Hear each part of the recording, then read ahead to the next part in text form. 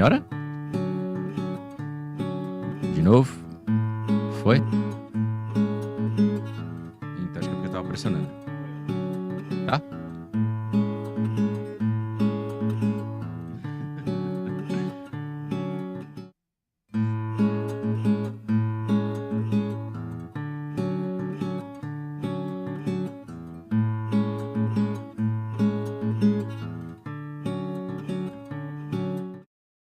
Fala galerinha do GigoCast, como vai vocês? Recebam todos a paz do Senhor Jesus Cristo. Mais uma mesa especial, preciosa para falarmos sobre Bíblia, sobre Jesus, sobre o Espírito Santo de Deus, para te ajudar na sua caminhada cristã, de alguma forma, de alguma maneira. E eu espero que você goste, que você seja revestido com o poder do céu, do Espírito Santo, para aprendermos juntos, porque não existe um mais sábio do que todos. Eu creio que todos nós possamos aprender com qualquer que seja, né? Desde o mais sábio ao mais simples. Então que nós tenhamos o coração aberto, os nossos ouvidos e olhos espirituais abertos para entendermos sobre a palavra, sobre esse tema tão valioso, tão relevante que é sobre batalha espiritual. É isso mesmo, você estava esperando, então é hoje. Hoje nós vamos falar sobre batalha espiritual e nós vamos falar a fundo sobre a batalha espiritual à luz da palavra de Deus. E eu já te digo, se você concorda ou não concorda, deixa seu comentário. Se você tem alguma dúvida, deixa seu comentário lá também. Não esquece de deixar seu like nesse vídeo, de se inscrever no nosso canal. Você que está chegando agora, o GigoCast, tá aqui ó, GigoCast, é um podcast cristão. É sobre Jesus, é sobre Bíblia e nada mais fora disso. É sobre a palavra do céu, aquela que um dia me alcançou e que um dia pode alcançar qualquer pessoa que queira se entregar e conhecer Jesus Cristo verdadeiramente. Porque o Senhor nos céus busca os verdadeiros adoradores. Então que nós sejamos, até a volta de Jesus, os verdadeiros adoradores. E hoje, Léo, tema forte, hein? Tema forte, batalha espiritual, né? Será que Ei, existe? rapaz, Ah. será?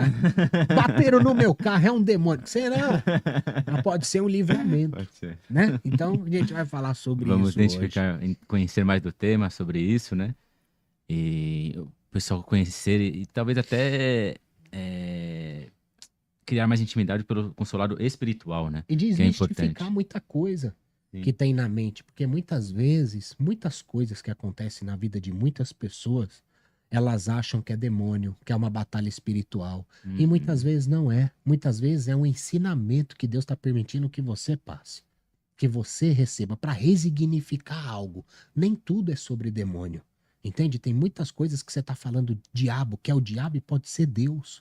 Então a gente precisa ter essa percepção, sabe? À luz da palavra, à luz da Bíblia, proximidade com o santo, proximidade com o Deus vivo, para entender sobre o que está acontecendo na sua situação, no seu deserto, no seu processo. Então vem para cá hoje, batalha espiritual é aqui no GigoCast. Vamos falar sobre isso hoje. E Deus preparou essa mesa especial para esse momento único e valioso. Eu Tudo é creio. para honra e glória dele, né? Eu sei que ele vai se fazer aqui presente e iremos enaltecer o grande nome dele. E você ajude a levar a palavra de Deus adiante. Estamos aqui com o pastor e teólogo Christian, um prazer recebê-lo aqui. Obrigado por ter aceito o convite. E se puder se apresentar ao público, Christian, quem é o Christian? Agradeço a oportunidade de estar aqui. Muito obrigado, Guigo, nosso nobre amigo. Muito obrigado pelo convite também. Estamos aqui para colaborar, para esclarecer algumas coisas à luz da Bíblia. E tudo que manda é a palavra, né? Glória É a a Deus. palavra que nos direciona, que nos ajuda em todas as questões da nossa vida. Sou o Christian Benigro, sou professor de teologia tem 10 anos e estudei até o mestrado em teologia no Maranhão. Mas hoje eu resido em Santa Catarina, né? Já tem 3 anos que nós estamos lá, Camboriú. Sou marido da Ruth Benigno e ela é mais pregadora e eu sou professor de teologia, né? E nós estamos juntos aí na obra, juntos para expandir o reino de Deus. Glória a Deus. E eu agradeço muito a presença sua e a presença da Ruth também, que está ali nos Amém. bastidores, pessoal? Né? E Deus é poderoso. Eu louvo ao Senhor Jesus Cristo por preparar mais esse momento especial, por preparar mais um pastor, mais um teólogo para a gente falar à luz da palavra de Deus dentro da ortodoxia cristã, né? Nesse assunto que é tão relevante, que é sobre batalha espiritual. E eu agradeço por você passar hoje aqui um pedacinho do seu conhecimento, tá bom? A gente gostaria de ter muito mais tempo para falar, né? Sem Sim. parar. Mas vai ter momentos que Deus vai preparar novos momentos, né? Se Sim. você tiver dúvida, não deixe de colocar sua dúvida lá no YouTube para a gente perguntar para o pastor sobre o que você tem dúvida. Será que é uma batalha espiritual? Será que é um demônio? Será que não é? Gente, vem para cá. Vamos desmistificar isso na nossa mente. Às vezes você pode estar passando alguma coisa e achar que não é espiritual também, e é. Também tem esse lado. Então vem para cá. Pastor, você se formou há 10 anos, você é professor. Se formou, não. Você dá aula há 10 anos de teologia, Isso. né? Então tem muita base, muito conhecimento para passar aqui para nós. E Amém. hoje o tema é batalha espiritual. O que você pode abrir assim para a gente começar nessa tese e uma linha de direção sua que o Espírito Santo de Deus te entregou para a gente seguir o seu raciocínio? Amém. Eu gosto de partir daquilo que é ponto em comum. Aquilo que todos nós já conhecemos, já sabemos. E a gente parte do conhecido para o desconhecido, né? Como Jesus fazia. Ele ia para a realidade do povo, né? Falava parábolas em cima da realidade que o povo vivia. Então vamos para metáforas do dia a dia, para a gente entender a batalha espiritual, que é real, é existente. Todos nós estamos na batalha espiritual. Você se converteu, você já entrou no campo de batalha espiritual. E claro que há muitas crendices, superstições, fantasia em cima, mas ela é real, ela é existente e ela é muito forte. E nós temos que estar atentos acerca disso. Mas todo predador, ele não quer ser percebido pela sua presa. Não é assim? E é assim que o diabo também quer. Ele não quer que nós percebamos as suas ações no nosso meio. Ele é uma cobra, uma onça, ela é sorrateira, silenciosa nas suas ações até dar o bote. A mesma coisa o diabo, ele é assim também. Ele é sorrateiro, silencioso, não quer ser percebido, ele não quer que ninguém estude acerca das suas formas de agir. E a CIA, que em português é Agência Central de Inteligência, ela coleta dados, informações, tudo sobre os seus inimigos. Para quê? Para passar esse conhecimento para a polícia efetiva. A CIA é só uma agência de inteligência. Ela não é uma polícia, é uma agência de inteligência. Mas tudo que ela aprende, que ela pesquisa e ela investiga, ela passa esses dados para a polícia dos Estados Unidos para se prevenir, porque prevenir é melhor do que remediar. Depois do 11 de setembro, o serviço de inteligência americana tipo que triplicou, a segurança aumentou significativamente. Por quê? Porque sofreram um grande golpe, né? E aí eles passaram a vigiar grandemente. Em todo o quartel do Brasil tem uma frase dizendo: o preço da liberdade é a eterna vigilância. Então nós temos que vigiar. Nós temos que vigiar porque nós temos três inimigos, né? O mundo, a carne e o diabo. São três inimigos que o pastor Russell Shedd trabalha muito bem no seu livro, O Mundo, a Carne e o Diabo. O título é esse. E recomendo, é um livro até que Esse é o nome do livro, O Mundo, a Carne e o Diabo. já vou Interessante. recomendar esse livro, né? Meu livro que eu vou recomendar aqui, eu vou recomendar vários. Esse é o primeiro, né? Que bom. Que já trata dos nossos inimigos. A carne é o inimigo interno. Você tá com ela o tempo todo. O mundo é um inimigo externo. Tá toda hora querendo lhe seduzir, lhe conquistar. E ele é silencioso, sorrateiro e sedutor. Você tem que tomar cuidado. E o diabo é um inimigo extraterreno, né? Nem interno, nem externo. Ele ora age de um jeito, ora age de outro. Ele não é da terra, né? Ele é de fora, é espiritual. Então, ora ele age.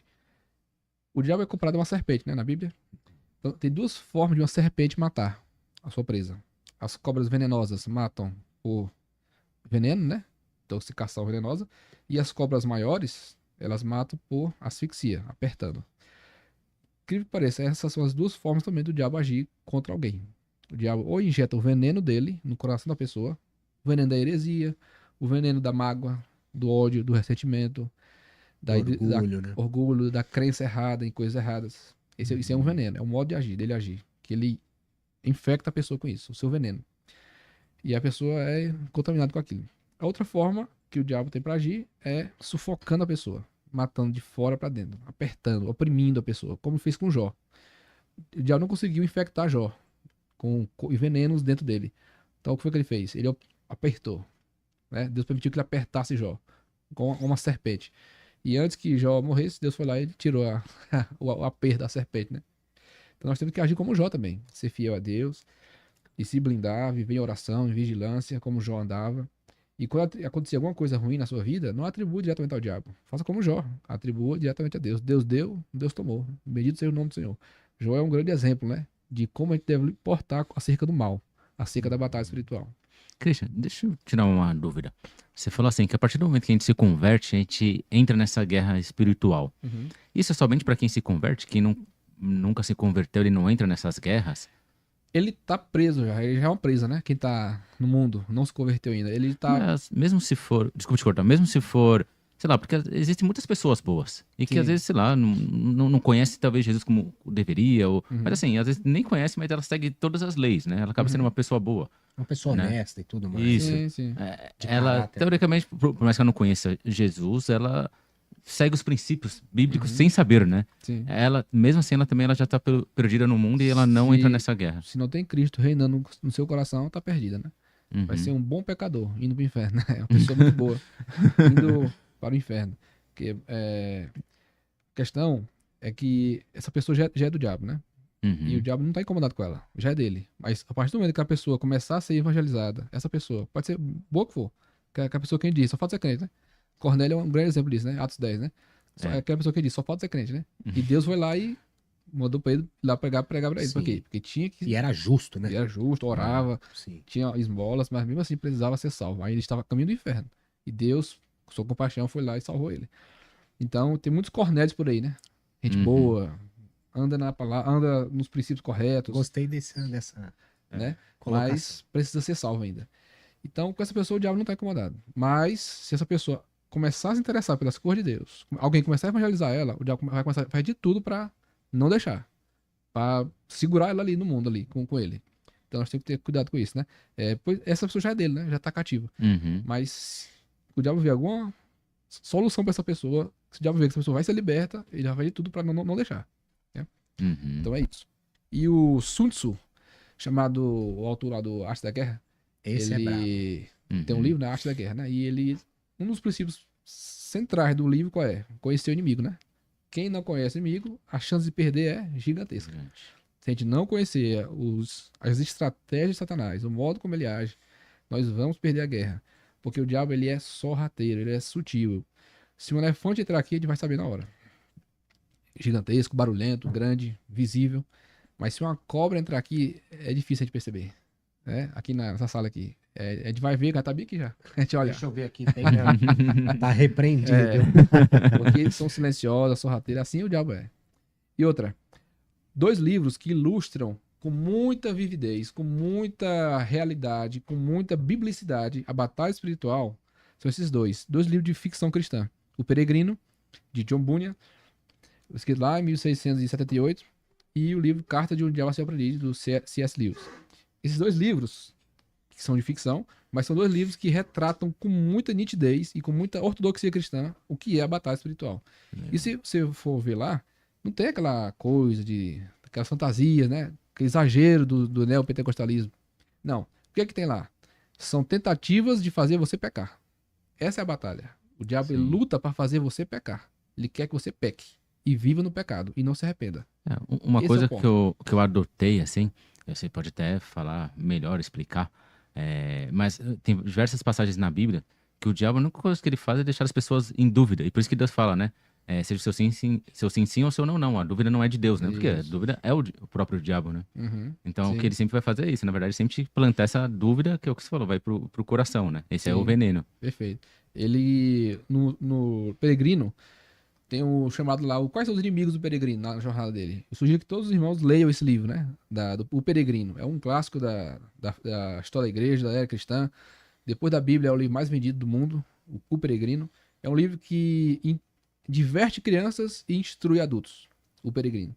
E um dos primeiros inimigos do Peregrino é o sábio segundo mundo. Esse livro é forte. É o homem que chega para ele e quer induzir a ele ao erro, a sair do caminho. do caminho estreito, e aí pelo caminho mais largo, aí pela via mais fácil. Não, você pode ser crente pela via mais fácil, do seu jeito, né? Não precisa tanto, não precisa tudo isso. Isso é batalha espiritual. Quando qualquer pessoa que lhe aconselha pro mal, você já está na batalha espiritual. Uhum. Por isso você tem que ter o capacete da salvação.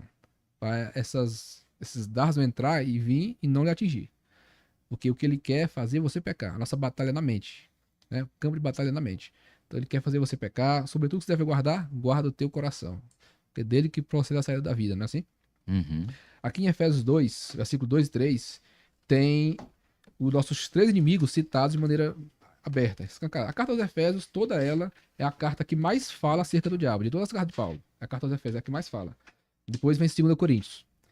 E aqui em Efésios 2, versículo 2 e 3, temos os nossos 3 inimigos citados, um após o outro. Diz assim: em que noutro tempo andastes, segundo o curso deste mundo. O primeiro inimigo tá aí, né? Nosso mundo. Segundo o príncipe das potestades do ar. Aí já vem o Satanás, né? O diabo tá aí. Uhum. Do espírito que agora opera nos filhos da desobediência, entre os quais todos nós também antes andávamos nos desejos da nossa carne. Tá aí nosso terceiro inimigo, né? A carne.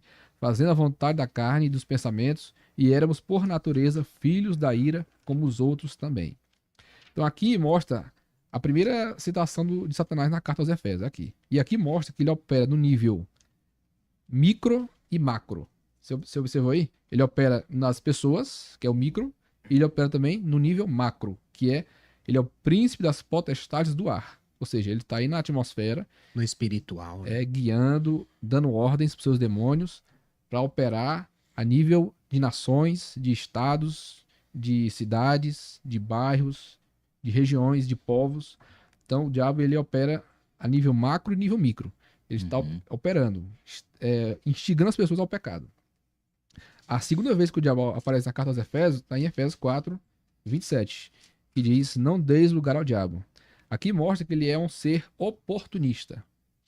Lá no 2, 2 e 3 diz que ele é estrategista, diz que ele é influenciador. Ele está influenciando coletivamente e individualmente. Mas aqui diz que ele é oportunista. Aqui são conceitos para crentes, aqui, para quem já nasceu de novo.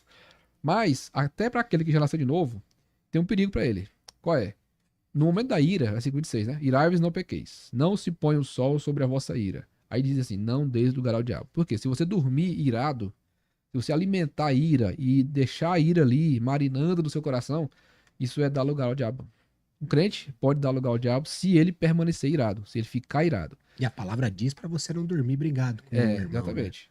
Nem com alguém que você brigou e tá lá fora, ou com a sua esposa, ou com alguém em Sim, casa. com a sua esposa. Então o diabo fica observando a pessoa que tá irada, né? Opa, é a brecha que eu preciso. Porque na nossa ira, é aí que ele entra com tudo, né? Tem uma frase que diz assim, que o diabo toca piano nos nossos nervos à flor da pele. E a nossa mente vai além. Às vezes a gente tá pensando coisas que nunca vão acontecer e que nunca existiram. Sim, Sim. perfeito. Ele é oportunista aqui, ó. Ele tá esperando você entrar no momento de confusão mental para ele lhe instigar o pecado. Mas tem mais um texto aqui que ele aparece, que é o 6:11. 6:11 de Efésios. É a carta da batalha espiritual, né? Efésios. Diz assim: revestível de toda a armadura de Deus, para que possais estar firmes contra as astutas ciladas do diabo. No grego aqui, metodeia, né? Que é métodos inteligentes. As ciladas que ele arma são inteligentes, são bem sagazes, astutas, né? Uhum. Então, ele quer lhe instigar o pecado, né? Aqui no 4:27. Mas como ele vê que você não está dando lugar ao diabo, não está abrindo brecha para o diabo, ele vai preparar armadilhas para você cair. Já que você não cai assim fácil nas suas ações, emoções, então ele vai preparar armadilhas, ciladas inteligentes para você cair. Vai colocar e vai observar quais são suas fraquezas, né? Se a sua fraqueza é carnal, sexual, ele vai preparar mulheres, se for homem, né? Para você. Se a sua fraqueza é dinheiro, ele vai preparar situações para você roubar. Se a sua tentação é orgulho, e aí vai. Ele é um grande psicólogo, né, Satanás? Uhum. E ele tá observando as suas fraquezas. E ele vai ver, vai naquilo que você tá querendo. Aquilo que é a sua fraqueza, ele vai tentar. Onde é que ele foi tentar Jesus? No deserto. Onde Jesus estava precisando, né? Não estava querendo comer? Quando ele tava fraco, né? Vai lá e transforma as pedras em pães, né? Eu vi que tu tá com Sim. fome, né? Eu vi que tu tá aí em jejum aí. Então é assim, ele é astuto e sagaz. Depois diz assim, no versículo 12: porque não temos que lutar contra a carne e sangue, mas sim contra os principados, contra as potestades, contra os príncipes das trevas deste mundo, deste século, contra as hostes espirituais da maldade nos lugares celestiais. Esse texto mostra que o diabo é organizado, né? Aqui tem principados, potestades, príncipe das trevas deste século, hostes espirituais, tudo isso aqui são classes de demônios que operam em níveis diferentes. Então isso mostra o império das trevas, né? Que é um império organizado. Ele não é desorganizado, ele não é da confusão, pelo menos para ele, né? No império dele, ele é organizado para gerar confusão. Ele é a ordem da desordem, né? E aqui diz que é o príncipe das trevas. Nas trevas, isso indica o quê? Que ele opera na obscuridade. Ele opera na escuridão. Ele vem para ser sorrateiro, como eu falei. Ele arma suas coisas nas trevas para fazer as pessoas caírem. E hostes espirituais da maldade. Isso indica o quê? Que ele é mau. Ele não tem pena de ninguém. Se ele tiver a oportunidade de fazer você adoecer, fazer você ter um acidente, ele vai fazer sem pena. Ele vem para roubar, matar e destruir mesmo, né? Então ele não tá nem aí. Depois diz assim: portanto, tomai toda a armadura de Deus para que possais resistir no dia mau. Resistir indica o quê? Ideia de que ele é perseverante em nos fazer cair. Por isso nós temos que estar todo tempo resistindo, porque está todo tempo tentando nos fazer cair.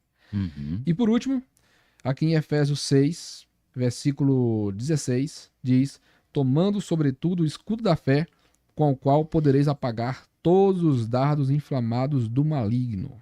Então ele é uma espécie de atirador à distância. Onde ele não puder entrar, ele vai lançar os seus dardos inflamados do maligno. Ele é maligno, ele é mau e ele vai atirar de longe, né? Às vezes está tudo bem aqui na sua casa. Aí você pega o celular, uma mensagem, e você vê que alguém falou alguma fofoca a seu respeito lá longe. E é um dardo inflamado maligno contra você. E às vezes é uma pessoa que você nem conhece vai querer fazer com que você... Então ele é especialista em lançar dardos inflamados. Uma coisa que você falou ali do diabo ser organizado, isso às vezes até ilude pessoas, né, que talvez são novas, alguma coisa assim, né? Que eu já vi, já escutei, né, na verdade, de falar assim que tem gente que pergunta: se o diabo ele não é onipresente, como é que ele consegue estar em todo lugar, né? E aí entra a organização, né? Sim, sim. Ele tem os seus soldados, sei lá como se chama, mas que estão ali presentes para poderem, né? E aí eu acho que também entra agora que você falou das flechas, né? Porque voltando a Jó, quando ele fala de Jó, e aí o Satanás responde para ele, né? Mas como é que eu vou tocar nele se ele tá todo blindado e tal, né? Aí Deus dá autoridade falando, né? Tipo, eu vou tirar, né? Sim. O diabo tem poder. Ele não é todo poderoso, mas ele tem poder. Uma vez eu falei isso na igreja, né? Uma irmã veio profetizar pra mim, né? E falar em termos de profecia, né? Que, irmão, você só quer falar só pra mim, né? Eu tiro o microfone de mim e dela. E ela falou só pra mim: irmãos, Deus tá mandando dizer que você errou, né? Que o diabo não tem poder nenhum, ele é um derrotado. E pra você consertar a sua pregação. E ela falou isso no público, né? Eu tava pregando. E aí eu ela desceu, e aí eu fui: irmãos, eu esqueci de falar uma coisa, que eu tava pregando. Eu esqueci de falar a referência bíblica que o diabo tem poder. Olha aí, vamos lá para Atos 26, versículo 18, né? E aí vamos abrir comigo a Bíblia. Atos 26, versículo 18. Paulo pregando ali para o rei Agripa. Ele diz assim, Atos 26, versículo 18. Para lhes abrires os olhos e das trevas os converteres à luz e do poder de Satanás a Deus, a fim de que recebam a remissão dos pecados e sorte entre os santificados pela fé em mim. Então aqui o texto está dizendo claramente que o diabo tem poder de Satanás. E como tem poder? No livro de Jó, a gente vê o poder que ele tem, né? Instigar os sabeus para atacar o rebanho de Jó, fazer vir um vento forte do céu e derrubar os quatro deixar o próprio casa, Jó doente, né? E deixando uma chaga maligna no corpo de Jó, fazer fogo descer do céu e consumir os... Como é que ele não tem poder? Não tem poder. Ele tem poder claramente, né? Ontem eu tava conversando com um cara sobre a Bíblia, né? E aí eu confesso que eu também não lembrava dessa parte. Eu cometi esse mesmo erro. Porque ele falou assim, então eu falei: não, o diabo não tem poder. Porque eu falei: pô, o poder é de Deus, né? E aí ele falou: não, o diabo tem poder. Aí ele citou essa passagem, e ele falou também, eu não me lembro, né? Confesso que eu não fui olhar na Bíblia ainda. Mas ele falou também de Daniel, quando ele impede o anjo de descer. Isso. E aí até Jesus intervir, que o anjo desce para dar o recado para Daniel. Daniel capítulo 10, né? Tá lá, vem o príncipe da Pérsia e impede, né? Por 21 dias a oração ali de Daniel de chegar. E o anjo trazia a resposta. Mas, claro que o Deus é mais poderoso, né? E repreendia Satanás e ele saiu da frente. E com Daniel ainda? Pois homem de oração? Exatamente. Bravo. E no neopentecostalismo, temos muitos erros. A gente não pode generalizar que tá tudo errado. Claro que não. Tem muitos deles que estão pregando a palavra de Deus corretamente, estão fazendo a diferença, são homens de oração.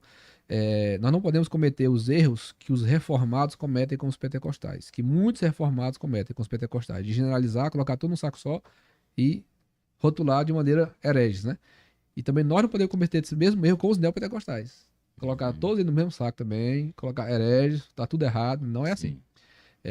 Sempre há os 7.000, né? Que não dobraram o joelho. Sempre há os remanescentes, sempre há os pastores corretos. Mas o problema é que são minoria. Dos que são corretos, minoria. Então, e muitos neopentecostais não merecem mais esse título. Merecem ser chamados de neopagãos. O neopentecostalismo, em muitos momentos, está se tornando neopaganismo e não neopentecostalismo. Ou seja, tomando práticas pagãs, sendo sincréticos, acreditando em magia de objetos, né? Tem que ungir objetos, tem que, olha, a água do Jordão tem poder, a pedra que eu peguei lá no Jordão, que eu viajei para Israel, tem poder. Acredite em superstições que não tem efeito nenhum. Não é bíblico. Com certeza não. E é o que É. muitas pessoas hoje passam também, né? Tipo, Sim. será que isso é bíblico? Se não é, e acaba não buscando na O povo não palavra. quer ler a Bíblia, né? O nosso manual. No peregrino, o que o peregrino tem na mão o tempo todo? Um livro. Ele tem Uhum. um livro. E toda hora ele está recorrendo ao livro. Ele tá, ó, o livro diz assim. O livro diz assim. O livro diz assado. O livro mandou ir por aqui. É o manual dele. Exatamente. E o nosso manual é a Bíblia. Sim. O livro ali é a Bíblia. Nós temos que ter a Bíblia para nos guiar no caminho certo, no caminho correto. E eu esqueci de falar da carta de um diabo seu aprendiz. Qual é as estratégias que o diabo opera? Que o demônio velho sugere para o demônio novo para ele tentar o cristão, né? É tudo coisas minúscias para fazer o cristão se orgulhar, fazer o cristão cair em pequenos pecados, pecados menores, para depois levar ele a pecados maiores. E assim vai. Essa é a batalha espiritual, o nosso dia a dia. Uhum. Então, a batalha espiritual ele é mais sobre pecado do que sobre demônios. É mais sobre Sim. isso. Estude mais sobre pecado do que sobre demônios. O demônio é só o agente. Mas a arma dele que é perigosa. Qual é a arma? O pecado. Pecado. Ele quer fazer você pecar e fazer você permanecer no pecado, fazer você relativizar o pecado, fazer você, não, isso aí é tranquilo, é de boa, todo mundo faz. E existe essa Uhum. questão, por exemplo, cada demônio tem um nome. Certo. Essa questão de perguntar nomes aparece uma ou duas vezes na Bíblia, Jesus fazendo, Mamon é um demônio, Deus do dinheiro, digamos está assim. identificado, né? Mateus 6,24, né? E essa questão tem que ser tratada com muita sabedoria. E tem um livro que eu quero indicar sobre isso, que é o livro de Introdução à Demonologia, do pastor Eliezer Magalhães. É uma dissertação de mestrado dele no Seminário Teológico lá nos Estados Unidos, um seminário de referência. E é um livro muito bom, muito denso, muito excelente esse livro. É Introdução à Demonologia, uma análise histórica, teológica e crítica. Recomendo que vocês leiam, da A.D. Santos.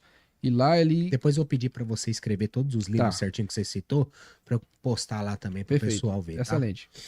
E essa obra, gostei demais dessa obra, que ele trata com muito equilíbrio, com muita biblicidade o tema do assunto da batalha espiritual.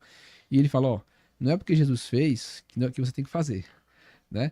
Jesus fez uma vez isso na Bíblia, só para identificar e expulsar ele. A Bíblia nos manda expulsar demônios, né? Não precisa identificar demônio, não precisa expulsar demônio de lugares, nós temos que expulsar demônio de pessoas, não de lugares. E perguntar demônio não tem necessidade de perguntar, de entrevistar demônio. Sabe de onde é que vem essa mania de entrevistar demônios?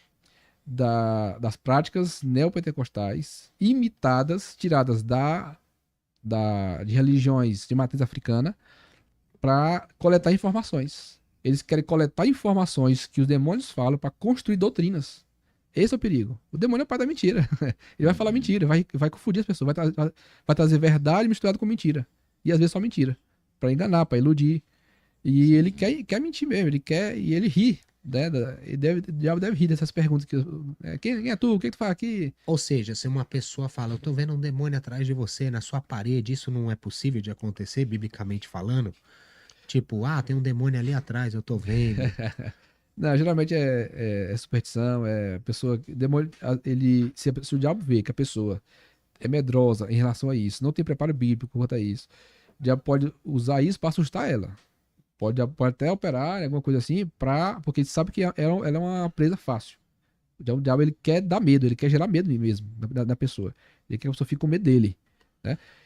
Mas uma pessoa preparada biblicamente, ele não vai tentar, né, dessa Mas não forma. pode ter, por exemplo, pessoas, cristãos mesmo, profetas e tudo mais, que tenham os olhos espirituais abertos Uhum. para ver demônio, ver anjos e tudo mais? É possível, sim, com certeza. Não é possível? Só que, como eu falei, o predador, ele não quer ser percebido. Ele quer ser ocultado. Ele quer agir nas trevas. Ele quer fazer você pecar sem perceber que ele tá por trás. Porque todo mundo sabe todo mundo tem raiva, nojo, medo, ódio ao diabo. Então ele quer agir sem ser percebido. Então ele vai fazer de tudo para não ser percebido. Só quem é espiritual, Deus pode mostrar, né? Claro. Ele agindo ali por trás de uma pessoa, induzindo alguém para pecado, alguém que está vivendo o pecado. Deus pode mostrar. Mas ele não quer ser visto. Ele não quer ser percebido. Porque essa é a tática dele, não ser percebido. Para dar o bote dele. Certo, isso é muito forte também, porque acontece, né? De uma pessoa de repente ver assim e falar, posso orar pela sua vida? E muitas vezes nem vai comentar com você que viu algo. Sim, sim. Vai somente orar e repreender ali em espírito, Uhum. né? Sim. Isso é muito valioso.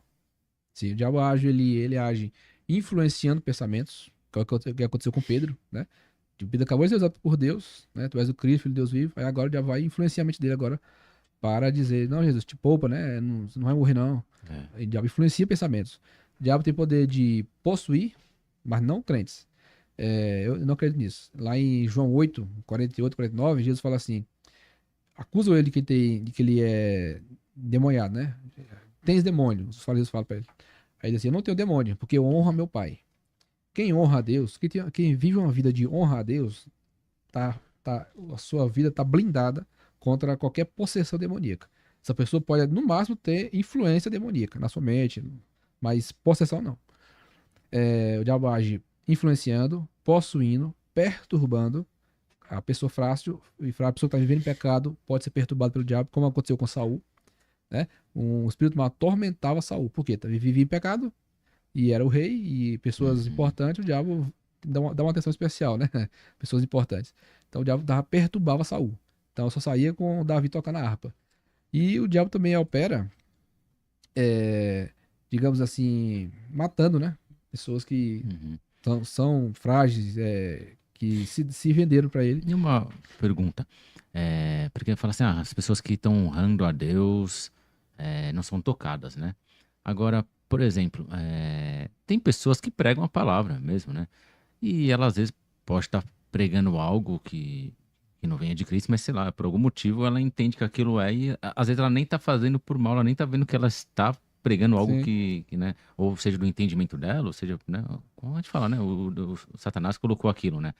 E até Jesus fala que pessoas irão fazer isso, chegar no grande dia, né? Vai falar, parte de mim. Só que ao mesmo tempo ela tá, digamos, fazendo um bem. Mesmo essas pessoas, como pode dizer assim, aí nesse caso assim, então é que por mais que elas estejam, vamos falar assim, fazendo o bem, elas realmente estão longe de Cristo. As que não se converteram? Não, essas pessoas até que pregam mesmo, né? Pregando e Ah, às tá. vezes é heresia, você fala? É. Aí Ó, pode ser um entendimento. Heresia é uma coisa muito séria, né? Tem dois tipos, né? E a gente não pode confundir. Tem heresia e tem erro teológico. O erro teológico, ele é de natureza secundária. Ele afeta assuntos não muito importantes da Bíblia. A forma do batismo, né? Eu julgo que é um erro teológico batizar crianças. É um erro teológico só. Mas nada que afeta a salvação. Quem faz isso não deixa de ser salvo. Mas é só um erro teológico. Mas a heresia não. A heresia, ela é algo destrutivo, conforme está em 2 Pedro 2, versículo 1 e 2. Porque é um ensinamento, né? Que tem a ver com doutrinas essenciais. Negar a divindade de Jesus, Ortodoxias, né? negar que é a palavra de Deus, que a Bíblia é a palavra de Deus, negar que Jesus não vai voltar. Isso são heresias essenciais. Sim. Negar a trindade, negar a divindade do Espírito Santo. Isso são doutrinas essenciais. E quem advoga e defende heresias está fazendo conscientemente e é algo destrutivo para a fé. Né? É algo, como diz lá, heresias de destruição, de perdição. É algo que destrói a sua fé, destrói a sua ação. Que foge da base Isso. do evangelho. Perfeitamente. E como que identifica assim, Cris? Como que é uma pessoa que começou agora no evangelho? Começou agora no evangelho, ainda tá um bebezinho na fé, como costumamos falar. Como identificar que é uma batalha, digamos assim, normal da vida, que faz Sim. parte do caminho, ou se é do inimigo, se tá vindo do próprio Satanás ou dos próprios demônios? Como que ele vai identificar isso? Certo. Acho que serve Ah, até pra nós, pra qualquer pessoa. Sim. sim. Interessante que uma batalha espiritual, ela pode se tornar uma batalha espiritual ou não, dependendo da sua atitude. O que Jó enfrentou era uma batalha espiritual? Era. Sim. Sim. Mas ele encarou como batalha espiritual? Não. Não. Olha como ele encarou. Ele encarou como Deus, agindo na vida dele só. Deus deu, Deus tomou. Ele, claro, aquilo lá ele reclamou, mas se manteve firme, né? No geral. Sim. Se manteve firme. Ele não transformou aquela batalha espiritual numa batalha espiritual ainda, mais pesada ainda. Ele agiu como algo que Deus agiu, mas sem explicação. Ele entendeu, foi Deus que fez, mas não entendo por que Deus fez isso. E algo que não é batalha espiritual pode se tornar uma batalha espiritual, dependendo da sua atitude. O carro- Legalidade? não, o seu carro pode bater. Não tem nada a ver com o diabo. O diabo tá nem. O diabo demônio fez nada com você. Tá nem, não foi ele que provocou aquele batido de carro. Mas, se você for um crente maduro, não vai virar uma batalha espiritual. Não, o cara bater no seu carro, você agiu com maturidade. Como é que você vai reagir? Não, tudo certo, pode ir, eu pago, tá tudo certo. Se você quiser pagar, tá aqui meu telefone.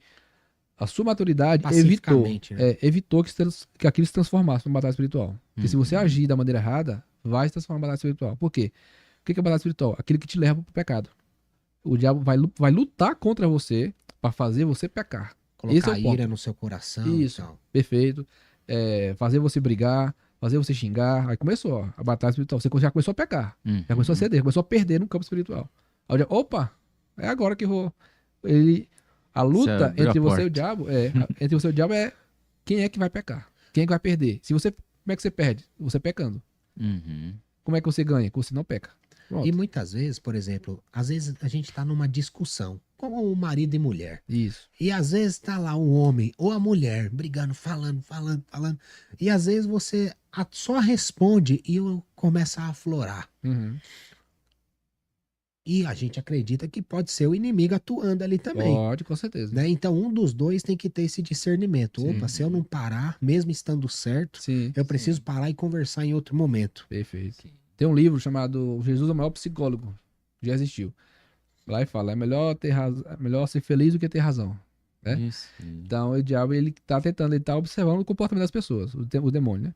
E ele tá observando, ó, se você agir com maturidade, a maturidade espiritual é a maior, digamos assim, a maior blindagem que um crente pode ter contra os demônios. Maturidade espiritual. Você não se deixar levar pelas emoções, não ser levado por heresias. Isso atrapalha os planos do diabo demais. É um cristão maduro. Que ele não consegue fazer a pessoa pecar. A pessoa madura, ela é uma pessoa equilibrada, é uma pessoa que segue a palavra, não é uma pessoa que segue as emoções, não é uma pessoa que segue as ideias e heresias que estão por aí, é uma pessoa que segue a palavra. O peregrino, pode ver, ele enfrenta vários inimigos, mas o que é que mantém ele no caminho? O livro, Manual. a palavra. A palavra. Ele é, às vezes, até tentado, mas não, o livro de diferente.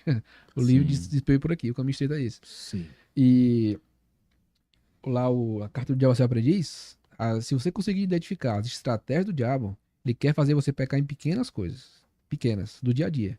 É um xingamento, é um orgulho que vem, é coisas pequenas. Porque se você O der desejo. lugar, isso, se você der lugar para esses pequenos pecados, como diz Spurgeon, pequenos pecados, eles abrem a porta para os maiores, né? São Sim. pequenos ladrões que abrem as portas para os maiores ladrões virem e fazer uma coisa grande. E Agora, quando deixa eu você te tá fazer- só para não perder um raciocínio aqui, quando você tá, por exemplo, você é um cristão e você pecou.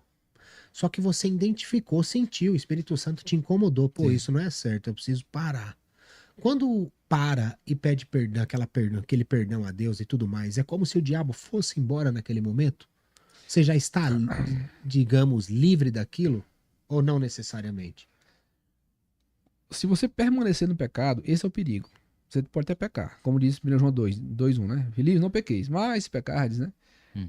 Temos o advogado, né? Ou seja, se você pecar, o diabo ele age dessa maneira. Vai fazer de tudo para você pecar.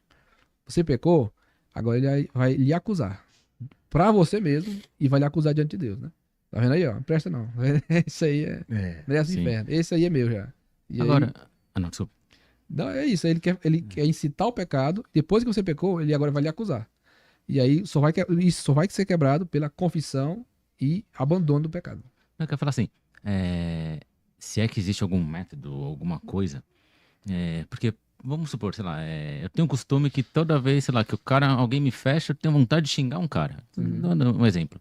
Só que ao mesmo tempo que sempre me vem na cabeça, eu não executo. Porém, a Bíblia fala, de só do pensar, você já pecou, né? Ou seja, por mais que você não faça esse movimento, você está pecando constantemente. A Bíblia dá alguma coisa para você te evitar do pensamento? É só andar em espírito, né? Aquela questão de andar em espírito. Gálatas 5,16. Andar em espírito e não cumprireis os desejos da carne. Se você andar no espírito, suas atitudes serão espirituais. Se andar na carne, as atitudes serão carnais. Então, é isso. Andar sempre em conformidade com a palavra de Deus. Paulo e Silas tinham tudo para murmurar em Atos 16. Foram açoitados injustamente, fizeram bens, libertaram a pessoa, mas tiveram como recompensa uma surra e ser preso, né? E meia-noite estavam lá louvando e orando. Então, pessoas espirituais fazem coisas espirituais, né? Tinha tudo para estar murmurando, reclamando. Meu Deus, mas rapaz, a gente faz coisa certa, né? Eu queria até entrar nesse contexto, porque assim, é igual o Léo perguntou, né? Só de pensar você já pecou. Eu não vejo assim. Por quê? Não necessariamente assim, esse Porque peso. primeira coisa que vai vir na sua cabeça é o pensamento. Ou seja, por bem ou por mal. Se você pensou e identificou que aquilo é errado, automaticamente eu busco fazer isso, tá? Diariamente. Eu busco fazer isso. Tá repreendido em nome de Jesus. Tira isso da minha cabeça. Certinho. Como Porque é impossível a gente não pensar. O pensamento vem. E por isso que eu fui perguntando, porque assim, tem isso na Bíblia, também não levo ao pé da letra, acho que tem circunstâncias que sim, circunstâncias que não, né? Vamos falar assim. Porque só a palavra ela mata. Mas ao mesmo tempo que existem, aí eu talvez como um leigo, talvez eu falasse, eu não sei identificar se essa daqui eu achei certo ou não, né? Mas por isso porque que lá em Mateus 12 diz, pelas tuas palavras serás justificado, pelas tuas palavras serás condenado. Então, o peso maior está quando você fala, você emite. O pensamento, aí não tem esse peso todo. E eu não sei se foi Lutero ou se foi Spurgeon que falou, né? Que você não pode impedir um passarinho de pousar na sua cabeça. Mas você pode impedir dele fazer um ninho. Então é isso. A tentação vem na sua cabeça, um passarinho que pousou. Mas você tem poder de evitar que faça um ninho. Né? É você dar vazão aos pensamentos. É você concretizar aqueles pensamentos. Esse é o problema. Né? Legal. Ô pastor, e essa questão de maldição hereditária? É um ensino, né, neopentecostal que está presente aí grandemente nessa aula. E tem muitos pastores, até pentecostais, que creem nisso também. E é um ensino que não tem base bíblica, né? Que está em Êxodo 20, é um texto mal interpretado por esse povo. E ele diz que não, tem outras bases. Então ninguém carrega uma maldição que vem da família. Não, o povo confunde maldição hereditária com consequência de pecado. Consequência de pecado é uma coisa, é existente, é real, acontece direto. Maldição hereditária não. Maldição hereditária é algo injusto até. Deus não é injusto. Cada um dará conta de si mesmo diante de Deus. Sim. Mas o pai é alcoólatra, o filho também é. O filho aprendeu os pecados do pai. Ele está repetindo os pecados do pai. O alcoolismo do pai influenciou ele. Influenciou. Não é que é uma carga espiritual, né? Herdada e tal. E os casos na Bíblia de reis maus que geraram filhos bons. E de pais bons que geraram filhos maus. Cadê a morte hereditária aí? E a conversão também, né? Exato. Por exemplo, a sua família lá de geração passada estava fazendo aquele mesmo erro, aquele mesmo pecado. E você, no meio do caminho, conheceu o verdadeiro evangelho, a verdadeira palavra e se converteu. Cristo, com certeza. Perfeito. Sim. Com certeza. Toda maldição em Cristo é quebrada. Jesus se fez maldito em nosso lugar. Gálatas 3:3. Né? Ele carregou a maldição da lei. A única maldição hereditária que podemos dizer assim, que existe, que herda de pai para filho, é o pecado. Né? É o pecado que a gente nasce. Aí, o pecado é a única coisa que passa de pai para filho. O pecado original lá de Adão e Eva. Tirando isso, só isso. E a carga genética. Não confundir também doenças hereditárias com maldição hereditária. É diferente também. Se o pai e o avô teve câncer, a chance de você ter câncer também é grande. Então, isso é uma coisa. Isso não é maldição hereditária, isso é doença. Isso é carne, né? É algo genético. Não confundir também. E o povo tira muita confusão. Mas a conversão é o maior argumento, né? Em Cristo, quem está em Cristo, nova criatura é. As coisas velhas passaram, tudo se fez novo. E a morte hereditária é uma espécie de reducionismo, né? Da obra do Calvário, da obra de Cristo. Como assim? A pessoa se converter, mas ainda tem que quebrar algumas coisas ainda. Que negócio é esse? Então, Cristo não é suficiente. É o seu curso caro que vai completar a obra de Cristo. Né? É pago ainda. E, inclusive, até para entrar mais assim profundo, eu queria perguntar sobre cobertura espiritual. Isso existe, ou, biblicamente falando? Existe a cobertura de Pera Deus, aí, né? deixa eu De só fazer uma Cristo. pergunta. O que que você quer dizer com a cobertura? Agora eu que já. Ah, sim, é sobre isso também? Não, não, não. O que que você quer dizer com cobertura? Assim, Não, né, de. cobertura, É. por exemplo, você precisa ter a bênção de um Tá, tá, pastor. tá, tá. Tipo Já. assim, terreno É, aqui, né? Entendi, entendi. existe a cobertura de Cristo, do sangue de Cristo, do Espírito Santo, mas essa cobertura que é colocada nos termos neopentecostais, de se você fizer qualquer coisa sem me consultar, o pastor dizendo, né? O pastor Uhum. abusador falando isso. Se você viajar sem me falar, se você comprar um carro sem me falar, se você mudar de casa sem me falar, você tá perdendo a benção, você tá fora da benção, né? Você tá agindo de maneira errada, você não tá. Se você mudar de igreja sem a minha autorização, você tá fora da minha cobertura espiritual, eu não te abençoo, você tá maldito, né? Você pode sofrer sérios prejuízos se você sair da minha Uhum. cobertura. Isso aí é totalmente E errado, muitos têm antibíblico. medo de sair de certa igreja, de Tem, certa religião, digamos Isso é um assim. abuso, né? Um abuso tem. espiritual, emocional na mente Fala, da pessoa. nossa, Deus vai me punir, eu não vou estar mais na cobertura do pastor tal. Não, porque acontece, é Sim, real, sim, cara. Sim, É acontece. E real. às vezes não é nem de pastor, às vezes a pessoa tem tão enraizada alguma religião, e aí ela fica com medo de repente mudar por falar, não, será que aquilo lá é o certo? Por mais que às vezes ela tá vendo que aquilo ali é o certo, mas ela fica com esse receio. Você E isso aí vê. não foi seja um pastor ou qualquer outro que empregue ali, né? Sim. Que falou isso, né? Às vezes é a pessoa que fica com isso Sim. A gente internalizado. pode entender também que alguns tipos de crenças foi o inimigo que criou ou não? Com certeza. 1 Timóteo 4:1, né?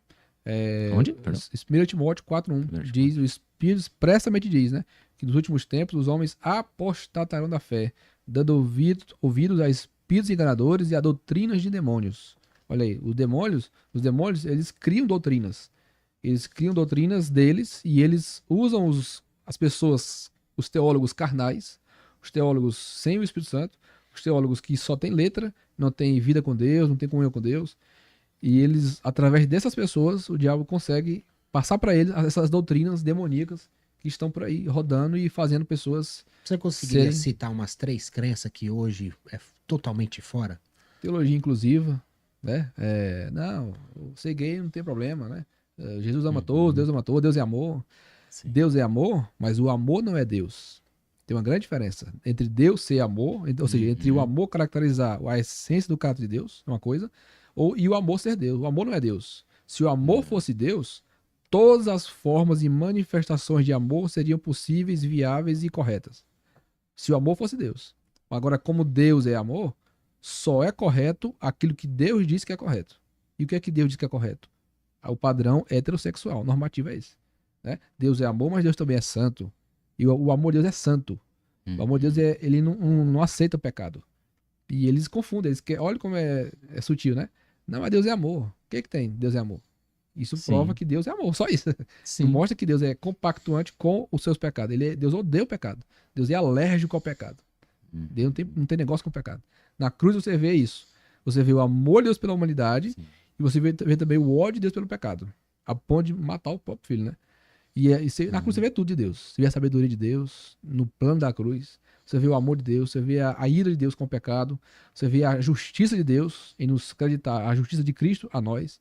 A cruz é o refletor que mostra os atributos de Deus. No sentido assim mais específico possível. É muito bonito, né? Pregar, por isso temos que pregar a cruz. Porque mostra os atributos de Deus de uma maneira difusa, bem completa. Maravilha. Eu acho que outra coisa que você poderia falar, você falou dessa.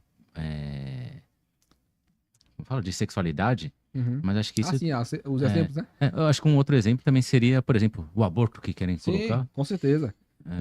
Rapaz, aí Deus condena o aborto na Bíblia, do começo ao fim da Bíblia, né? Deus é o autor da vida. Um dos mandamentos é não assassinarás, não matarás. Só Deus pode dar e tirar a vida. É uma coisa assim tão patente, clara na Bíblia, que não tem como defender o indefensável, né? Então, é outra doutrina também.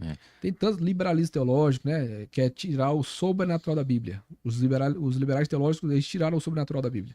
Eles creem que não, aqui são interpretações da igreja, aqui é mitologia, aqui é simbologia da época, e aí vão acrescentando camadas e camadas, e não, o que fica é só aquilo que é natural. Eles tiram todos os milagres da Bíblia. Se você tirar os milagres da Bíblia, não tem mais Bíblia. Acabou. Acabou tudo. A Bíblia de um liberal teológico deve ter umas 2 páginas só. Porque foi picotado tudo, né? Ficaram só aquilo que é histórico, né? Que, meu Deus do céu, é uma heresia elaborada no inferno também. Então é isso. É tudo que ataca a palavra de Deus. Tudo que ataca a divindade de Cristo, a divindade de Deus, a bondade de Deus. Aquela heresia do teísmo aberto, né? Ou teologia relacional. Também a doutrina demoníaca, né? Porque diz que Deus é um Deus limitado. Deus não conhece o futuro. Deus está aprendendo com a história, junto com a gente. E criar essa teologia para justificar as grandes tragédias da história, né? O tsunami lá em 2004, quando houve aquilo, morreu mais de 200 mil pessoas, foi que apareceram os teólogos relacionais dizendo, não, mas Deus não sabia disso.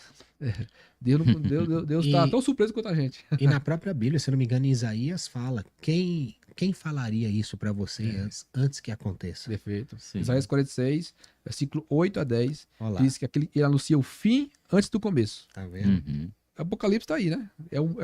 É a fotografia que nós temos aqui do final. Como é que ele não só sabe, como ele determinou o fim. Sim. Ele conhece por antecipação porque ele escreveu a história. Sim, ele já fala quando a volta de Cristo, todas essas coisas, ou seja, ele já colocou tudo ali, né? Já tá tudo aqui. Uma pergunta que uma pergunta, eu ia te pedir um favor também, não sei, porque assim como a gente falou de Efésios, em Efésios 6 ele fala também da armadura, né? Sim. Que sim. ela é justamente para poder combater o pecado, né? E não Sim. só o pecado, né? O Satanás, mas assim, eu digo o pecado, acho como principal.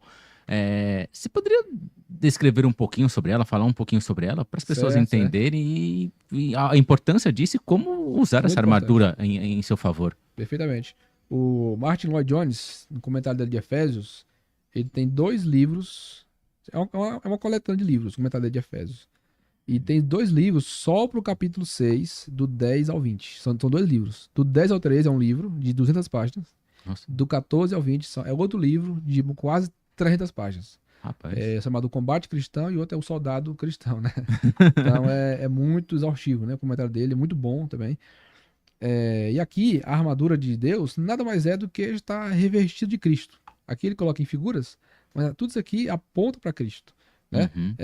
Evangelho da paz, aqui fala da couraça da justiça, a justiça de Cristo em nós, quem está revestido, tá, ok, com o cinto da verdade. Tudo isso aqui é você viver em comunhão com Deus, viver na palavra de Deus. Tudo isso aqui aponta para isso. Ter a palavra de Deus em mãos, tal escudo da fé, uma fé firme, forte. Você consegue apagar todos os dardos heréticos, né, que aparecem por aí rondando. A minha crença na palavra, do jeito que ela consegue apagar todas essas heresias que estão circulando por aí. Uhum. Você orar em todo tempo no Espírito. Então aqui é uma vida cristã correta, basicamente. É o crente que faz os seus deveres. É o crente que ora, que lê a Bíblia, que anda na verdade, que tem comunhão com Deus, que está firme na fé. É isso. Essa é a armadura. É as disciplinas espirituais. É como seguir, na verdade. Exato. Né? Como Ele coloca em seguir. termos figurados, né? Mas Sim. aqui é você Como viver... ser crente. Isso. Outra coisa que eu ia perguntar também, pastor, para você abordar, que eu acho que é muito importante, é sobre o sincretismo religioso. Sim. Se você puder explicar aí sobre o que você entende teologicamente sobre isso? O que é isso? Sincretismo é a mistura. Misturar práticas bíblicas cristãs com práticas esotéricas de outras religiões. De onde é que veio o negócio do copo d'água? De onde é que veio o negócio de pegar uma coisa lá de Israel, trazer para cá? Práticas sincréticas. Tipo ativar a fé da pessoa, né?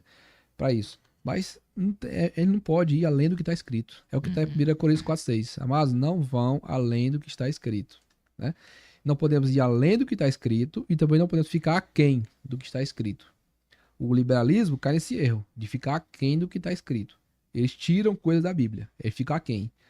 Os neopentecostais, os neopagãos, né, eles estão indo muito além do que está escrito. Eles estão pegando coisas que a Bíblia não mandou, fazendo coisas que a Bíblia nunca falou, e fazendo coisas que não tem nenhuma base lógica para aquilo, né?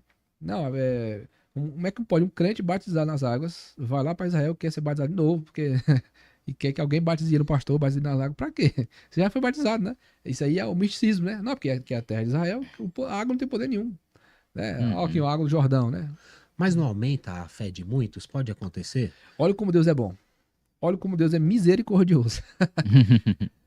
Apesar dos erros disso aí tudo, Deus ainda pode curar a pessoa através desses meios aí. Mas Deus não está validando o meio. Deus está validando a fé da pessoa. Deus está validando a fé por misericórdia, por bondade, por compaixão. Porque Deus sabe, aqui é uma pessoa ignorante, não conhece, né, a palavra, não conhece. Então Deus faz isso misericordiosamente. E não validando o meio errado que está sendo usado para ativar aquela fé. Uhum. Você vê que Paulo, lá em Atos 19, ele manda lenços, né, dele para que se ative a fé das pessoas e sejam curadas. E realmente foram curadas. Agora você vê Paulo mandando alguém fazer isso. Timóteo, ó, aprenda comigo, rapaz. Manda, pega lá aventais teus, lenços teus e passa no povo para ver cura. Sim. Então, você tem que seguir o que a Bíblia ordena, Uhum. não seguir o que a Bíblia registra. Uma coisa, desculpa te cortar, depois eu acredito, isso daí ficou claro, isso, porque é o que a gente vê na televisão muitas vezes acontecer, né? Sim, E outra coisa muito importante também, que eu ia comentar, que era sobre as fontes extra-bíblicas. sim. Uma delas é os demônios, né? Você usar os demônios que você está entrevistando para coletar informações e formar doutrinas com base nelas. Essas Errado. seriam as fontes Uma delas. extra-bíblicas. É Não outra... tá dentro de livros também? Também, exatamente. Aí vem os livros errados, né? Uhum. Livros de outras religiões, livro dos deuses da Umbanda lá, da Quimbanda, Candomblé, Espiritismo.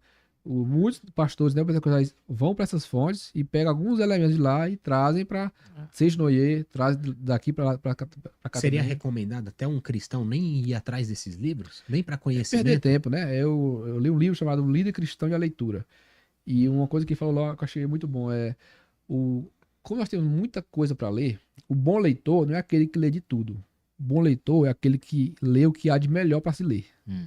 Né? Então tem muita gente perdendo tempo lendo baboseira teológica, besterol teológico, lendo coisas que não vão edificar a fé em nada, que não tem base histórica e perdendo tempo. Devia estar Quando lendo não- livros E quando não se edificantes. trata de livros, talvez teólogos, vamos falar assim, sei lá, eu encontrei aqui sei lá, um Jesus é Amor, deve existir, né? Sim. Jesus é Amor. Como eu vou saber que esse livro ele tem uma base e que ele é de uma pessoa que é cristã? Sim, sim. Se faz sentido ler ou não? Isso. É bom você ver a formação da pessoa, qual é a formação dela. É bom você procurar saber a editora, conta muito. Que editora é essa? É bom você ver a igreja dessa pessoa, isso mostra muita coisa. Tem livros que eu leio que eu não conheço o autor, mas olhando para a editora, olhando para a formação do autor, Uhum. olhando para a bibliografia do livro que ele cita, dos livros que ele cita, pronto, já sei que o livro é bom. Já sei que o Uhum. livro está no caminho certo. Só isso. A editora conta, o assunto tratado também conta, mas a bibliografia e a formação da pessoa ajuda demais a saber se a pessoa é uma pessoa saudável de se ler ou não. Entendi. Legal. E outra coisa também, pastor, por exemplo, sobre revelação. Como saber se aquela revelação vem do céu, vem do Senhor Jesus, vem do Deus vivo, ou tá vindo da pessoa mesmo, do próprio coração? Porque tem muitas pessoas boas que às vezes estão falando do próprio coração, Sim, sim. né? Não tá, digamos assim, não é o diabo. Tá empolgada. Entendeu? Tá empolgado, vamos dizer assim. Ou se está vindo do próprio Satanás. Excelente pergunta. Essa pergunta podia ser um podcast só sobre ela, né? Só sobre falsas profecias, né? Vamos lá. Eu até pensei em escrever um livro sobre isso, né? Sobre dons espirituais. Eu acho relevante isso, sabe? É muito importante. Profecia tem 3 fontes. Pode ser divina, pode ser humana, pode ser diabólica. 3 fontes. E Paulo manda nós examinarmos tudo e reter o bem. Né? Isso é para profecia. Está em 1 Tessalonicenses 5, versículo 19, 20, 21, 22. Aí diz, não apagueis o espírito.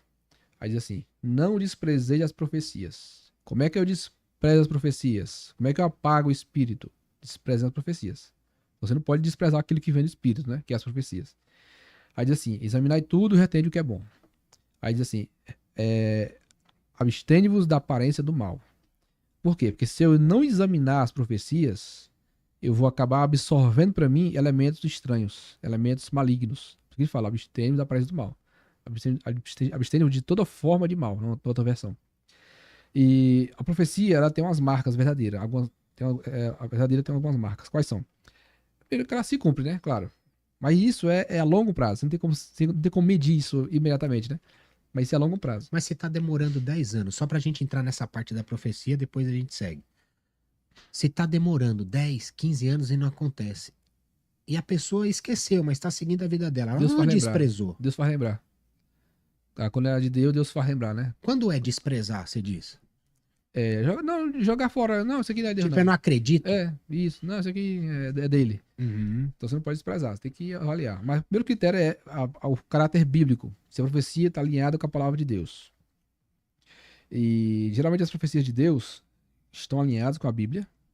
Segundo, elas falam de algo que você já está em mente. Mas você está com dúvida acerca daquilo, está temeroso acerca daquilo, está planejando, mas não sei. Aí Deus usa alguém para confirmar algo que já está no seu coração. Então, não é que chega do nada, do zero, assim. Você vai casar. Eu tava pensando nisso. Entendeu? Então não é assim. Você tá planejando e aí Deus vem e confirma. E outra, a profecia verdadeira, quando é de Deus, ela se repete. Não é uma vez só. Deus usa várias pessoas diferentes, que não lhe conhecem, para falar a mesma coisa. A mesma coisa. Sobre aquele assunto que você está planejando. E Deus vem confirmando. É como está em 2 Coríntios 13:1, né? Ali diz, toda palavra será confirmada por boca de 2 ou 3 testemunhas. Isso é para testemunho, mas também vale para a profecia. Distintas, até pra você Isso. saber, porque Deus não vai se fazer confundir jamais. Perfeito. Deus fala a mesma coisa por pessoas diferentes. Em momentos diferentes, situações diferentes, mas é a mesma coisa. E confirmando aquilo que você já tá no seu coração já. Então é isso. Basicamente é isso. E ela não é antibíblica, ela vai acontecer, ela já é algo que está sintonizado com o que você estava pensando, é algo que se repete por pessoas diferentes. Isso é interessante. Isso são bons critérios para você E analisar. tudo isso, obviamente, você precisa estar em espírito, né? Orando pra Com Deus, certeza. jejuando, pedindo pra Deus falar contigo, né? Se for correção, melhor ainda, porque não tem como ser do diabo a palavra de correção, né? Sim. O diabo não quer que você se corrija. E como Sim. saber se essa profecia tá vindo da serpente, digamos assim? Ela é o contrário desse princípio que eu falei, né? Ela não vai acontecer, Não tem nada a ver não tem nada com a biblicamente. Bíblia. Agora, Ela vai afagar o seu ego, ela quer que você fique do jeito que você tá, você não melhorar em nada. Deus está se agradando de ti e fica assim, e só comete coisa boa, né? Pode ser humana ou do diabo. Mas a pessoa que tá em pecado e você falar uma coisa dessa pra ela, tá bom demais. E quando a gente fala assim, só para não perder o raciocínio, essa profecia tem que ter base bíblica. Por exemplo, alguém soltou uma profecia para você. Você vai lá na Bíblia ver se já teve se algo semelhante sobre isso que foi profetizado sobre você. Assim, Seria não pode isso? ferir a doutrina cristã, né? Nada. Não pode ferir. Não pode ser algo que, por exemplo, ser profetiza uma pessoa que tá vivendo um homossexualismo. Deus está se agradando de ti. Como assim? Deus não está se agradando Sim. dela, da sua vida, né? É algo que fere a palavra, né? E uma pessoa que rouba, e você não sabe que ela rouba, e você profetizar, Deus está, né, se agradando de ti, Deus continue firme, como assim? Entendeu? Não bate nem com a vida dela, nem com a palavra, né? Então fere Esses dias, essa semana, cara, uma pessoa falou assim, Gui, aconteceu algo comigo, uma amiga, né? Que me profetizaram que eu ia ser mãe e ia ser um menino. E nem útero eu tenho. Sim, verdade. Então ou é humano. Mas eu fiquei na minha. Pra não Pode ser envergonhar humano. a pessoa que tava Sim. falando. Aí eu falei, nossa, é triste, né? Perfeito. Não, isso é muito corriqueiro. Principalmente no meio pentecostal e neopentecostal. Crentes imaturos fazem isso para quê? Para ser vistos, para serem admirados, respeitados, para serem procurados, abençoados. Fazem isso para isso. eu queria te perguntar assim, e a pessoa que te fala também faz diferença? Por exemplo, Também você não faz. conhece, mas a pessoa, sei lá, é do mundo, ou ela não bate com a sua religião, né, de outra religião. Assim, essas pessoas, Deus também poderia usar uma dessas pessoas? Pode. Deus pode usar, Boa mas pergunta lembra essa disso. daí. Interessante. Lembra disso. Isso não é atestado de bom comportamento, né? Tem muitos falsos profetas que vão profetizar coisas verdadeiras e vão para o inferno. Ser usado por Deus não é sinônimo de ser aprovado por Deus. Uhum. Lembra de Saul, né? Foi usado por Deus, mas não foi aprovado. Mateus 7, 21, 23. Muitos pediram naquele dia, né? Senhor, profetizamos em teu nome, expulsamos demônios, operamos maravilhas. E Jesus vai dizer, eu nunca vos conheci. Né? Apartai-vos de mim, vós que praticais a iniquidade. Então, pessoas... Pode ser usado por Deus. Deus não usou até a mula, né? Vai falar com Sim. o Balaão. Então, Deus pode usar. Tem um pastor que desviou, tava muito irado, aconteceu muita coisa errada, muita coisa ruim com ele. Desviou. A primeira coisa que o dia vai fazer é o quê? Vai tomar. Vai beber cachaça. Vou pro bar agora. Eu vou garantir, eu vou selar meu desvio indo pro bar beber. Foi pro bar beber. E chegou lá, pediu, o cara olhou pra ele, o dono do bar, né? Não vou dar nada pra ti, não. Tu não tem cara de que bebe, não. Tu tem cara de pastor. Aí, mas como assim? Eu tô pagando, né? Não, mas não vou botar, não. Aí depois veio um bêbado falar com ele. E o bêbado, Deus usou o bêbado pra falar com ele. Ó, tu volta pra onde eu te chamei. Volta pro teu dever que eu te chamei. Tu é pastor de ovelha. Tu sai daqui. Aqui não é teu lugar. Deus usando o bêbado. Mas Eu creio Sim. nisso. não é, Deus não tava provando o bêbado que tava na sua bebedice. Deus pega os loucos pra confundir É. os sábios, né? Sim. Isso é louco. É. E Então- outra coisa, pastor, também que eu acho que é muito interessante a gente falar sobre a teologia da prosperidade. Sim. O que você poderia falar sobre esse assunto? A prosperidade bíblica é uma coisa. A teologia da prosperidade criada recentemente é outra coisa. Uhum. A prosperidade bíblica é ser bem sucedido no que fizer. Tá é o do Salmo primeiro, né? E tudo que fizer, prosperará. Quem é esse que vai fazer tudo que fizer vai prosperar? O que medita na palavra de dia e de noite. Aquele que obedece, vive na palavra, tudo que ele fizer, Deus vai abençoar. Vai dar certo, as coisas vão fluir. No conceito judaico de paz, que é shalom, o que é o shalom na visão judaica? É o bem-estar em todas as áreas. É só isso. Não é estar rico, milionário. É ter bem-estar. É ter paz. É ter ausência de conflitos. É ter saúde. É ter alegria. É ter o suficiente para viver. Essa é a prosperidade no conceito judaico, né? E na visão bíblica também. Como Paulo fala, tendo o que comer e o que vestir, né? Sejamos com isso contentes. Sim. E já a visão da teologia da prosperidade pregada pelos neopentecostais e até muitos pentecostais também, ela pode ser vai de antibíblica a herética. Por quê? Porque você é medido por aquilo que você tem, não pelo aquilo que você é. É alterado os padrões de julgamento cristão. A Bíblia diz que pelos frutos que se conhece a árvore. E na visão da teologia da prosperidade, você é abençoado se você é rico. Se não, ou você não tem fé, ou você está em pecado. Né? E não é por aí assim. Se julgarmos o apóstolo Paulo pelas lentes da teologia da prosperidade, então, como diz John Piper, Deus odiou o apóstolo Paulo. Porque ele morreu pobre, sem até a capa. Sem capa, sem até os livros dele que ele queria ler. Porque ele morreu sem isso, né? Ele pediu a capa, os livros. A história diz que de 2 semanas depois que ele escreveu aquela carta, ele morreu. E até Timóteo receber a carta e ir até lá demorava meses. Sim. Então ele nem recebeu os livros, nem a capa dele. Morreu sem isso. Morreu pobre. Falando ainda sobre demônios, que o Gui te perguntaram que existem nomes vários, não sei o que, essas coisas. O que faz, se é que existe uma resposta, uma pessoa pegar um demônio que nem falar, tem demônio que só sai com jejum e oração, ou seja, deve ser alguma coisa que increta, sei lá, né? Fica ali enraizado, sei lá.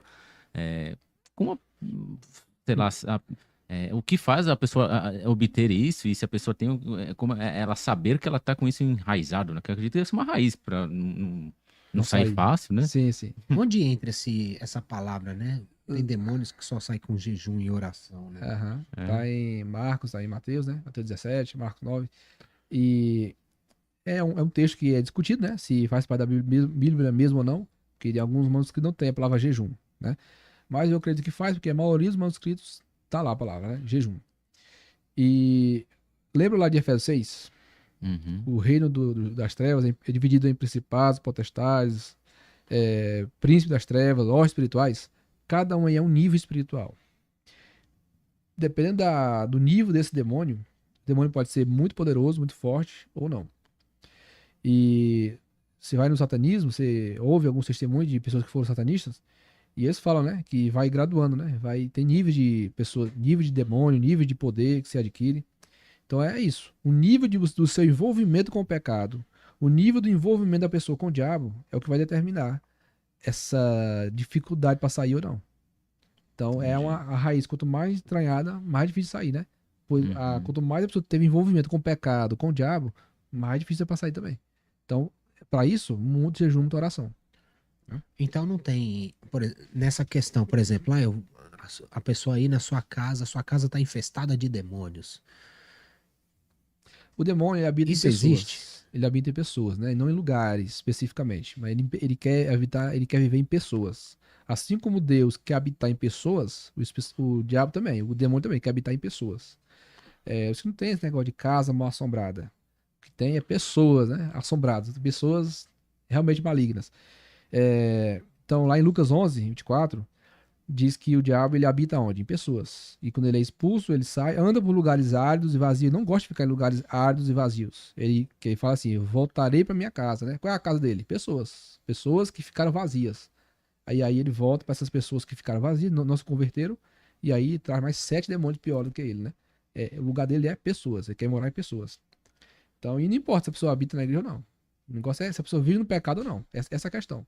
Se você viver no pecado, essa é a legalidade que ele quer, que ele precisa para morar em uma pessoa. O 1 pecado. Pedro 5:8, né? O Sim. nosso adversário anda Anda ao em derredor, né? Tem 5 figuras na Bíblia pro diabo. 5 figuras animalescas, né? Pro diabo. Uma é 4 de animais, uma é de uma figura mitológica que é o dragão. Lá em Apocalipse 12, né? É tido como dragão. Mas É figurativo ou é um dragão mesmo? É digamos figurativo, assim? né? Figurativo. Porque o dragão, na época, né? Figura poderosa, né? Figura de ostentação, de poder, de maldade também. Quais são os outros 4 animais? Ele é comparado à serpente, Gênesis 3 e outros lugares. Ele é comparado a aves do céu, Mateus 13, né? A palavra lá, a ave do céu que rouba a semente, é o maligno, né? Ele é comparado ao lobo, João 10 e outras referências também. Lobo devorador, né? O lobo que mata as ovelhas, dispersa a ovelha. E ele é comparado também ao dragão e ao leão, né? Você citou aí, Pedro 5:8, né? O diabo ruge como leão. Então são figuras de animais. Cada figura dessa nos ensina alguma coisa sobre o diabo. A serpente, já falei sobre a serpente, né? Tem a serpente que mata envenenando e a serpente que mata sufocando. Então esse é o modo do diabo agir. E ele é sorrateiro, a serpente é venenosa, é maldosa, é prudente. Outra figura da ave do céu. Qual é a marca das aves? Elas são rápidas. Elas voam, né? Com muita agilidade, com muita rapidez. Assim é o diabo. Ele é ágil, ele é rápido, ele não perde tempo. Ele é muito ligeiro, né? Nas suas ações. Então temos que tomar cuidado e vigiar por causa disso. Se não tomarmos cuidado, ele vem e rouba a palavra do nosso coração com rapidez. A palavra que você ouviu no culto, se você não vigiar, não meditar nela, rápido você esquece, né? E ele é rápido para lhe fazer cair em pecado. Ele é rápido, ele é muito, muito rápido e veloz. O lobo, qual é a marca do lobo? Ele é inteligente demais. O lobo é um ser muito inteligente, muito esperto, muito sagaz, muito astuto. Ele estuda as suas presas, ele estuda as suas estratégias, ele age com silêncio também, ele é sorrateiro e ele é letal, né? Fatal. O ataque dele a mordida do lobo é muito forte, né? É 2 vezes, eu acho que é 2 vezes maior que a do pitbull, né? Mais forte que a do pitbull, a do lobo. E a boca maior, mais forte. Então o ataque do diabo também, ele vem pra roubar. Ele não pode brincar com o diabo, né? Tem crente brincando de ser crente, mas o diabo não brinca de ser diabo, né? Ele vem pra Deixa eu Isso finalizar. é verdade. fazer uma outra pergunta. Teve uma pessoa que você falou assim, que o diabo só habita em pessoas. Uhum. Teve uma pessoa que me contou que ela tava dormindo e ela acordou sendo, tipo, enforcada. Sufocada. Asfixiado. Isso. E quando abriu os olhos, não tinha ninguém, não viu ninguém e automaticamente também passou, né? Se ela não habita em pessoas, isso é uma ilusão da cabeça? Sei lá, Não, pode ser um ataque maligno de verdade, mas observe que o foco dele é a pessoa. Ele queria a pessoa, né? Estava querendo sufocar. Essa pessoa é cristã? Sim. Certo. Então ele estava, né, tentando atormentar ela, como ele fez com Saul. Estava oprimindo ela, estava perturbando, estava querendo influenciar os pensamentos, viu que estava perdendo alguma coisa para ele, e o diabo foi lá para perturbar, para oprimir. E isso pode acontecer, né? O foco não é o quarto, não é a casa, é a pessoa. Ele quer atormentar a pessoa, quer matar a pessoa, quer fazer alguma coisa de mal com ela. E acontece, né? Até sexualidade com pessoas. Você vê a Sim. pessoa dormindo e a câmera filmando lá, a pessoa, tipo, como se tivesse Sim. tendo um ato ali. Sim. Onde ela for, o diabo vai atrás dela, vai atormentar. Uhum. Então não é a casa em si, é ela. O negócio é a comunhão com Deus, se blindar com com o sangue de Cristo, viver na palavra. Quanto mais santidade, mais você está livre dessa influência maligna, tanto de tormento como de tentações e de poder de sedução do diabo. Esse ato que aconteceu, será porque a pessoa está afastada de Deus? Não sei. Talvez. Pode ser pode ser pecado. Pode ser que a pessoa esteja muito, até crente, né? Pode ser até o contrário, né? Sim, crente a pessoa mesmo. está muito crente, está muito envolvida com Deus, e quanto mais comprometido com Deus, mais o diabo vai para derrubar, para atentar, né?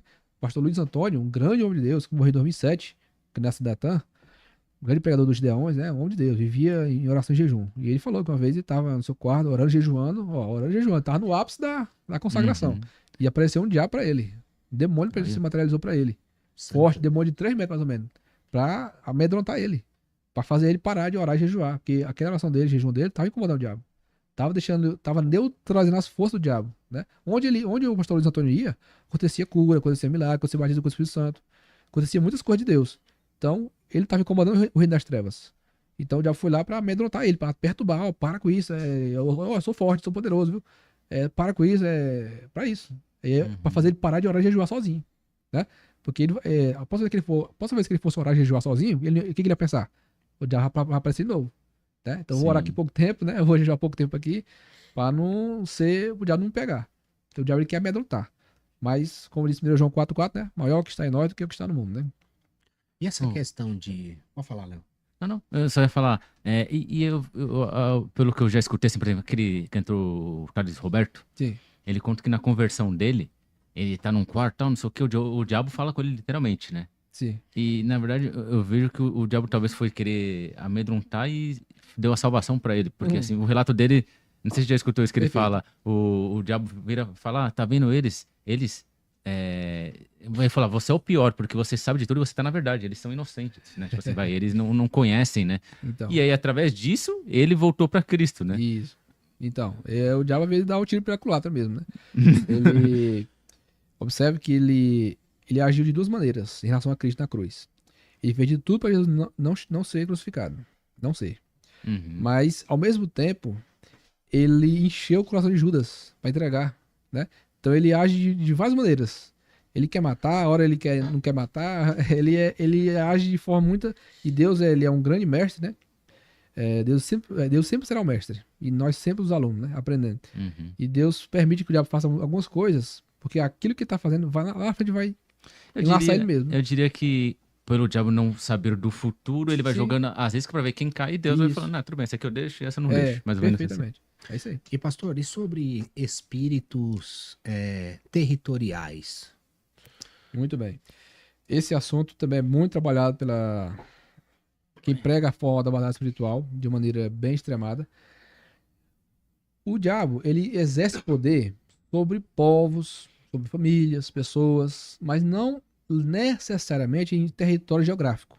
Ele já não está preso a isso, a questões geográficas. Usa-se duas bases para isso, para defender isso, né? A questão do território geográfico aí. Daniel 10 e Marcos capítulo 5.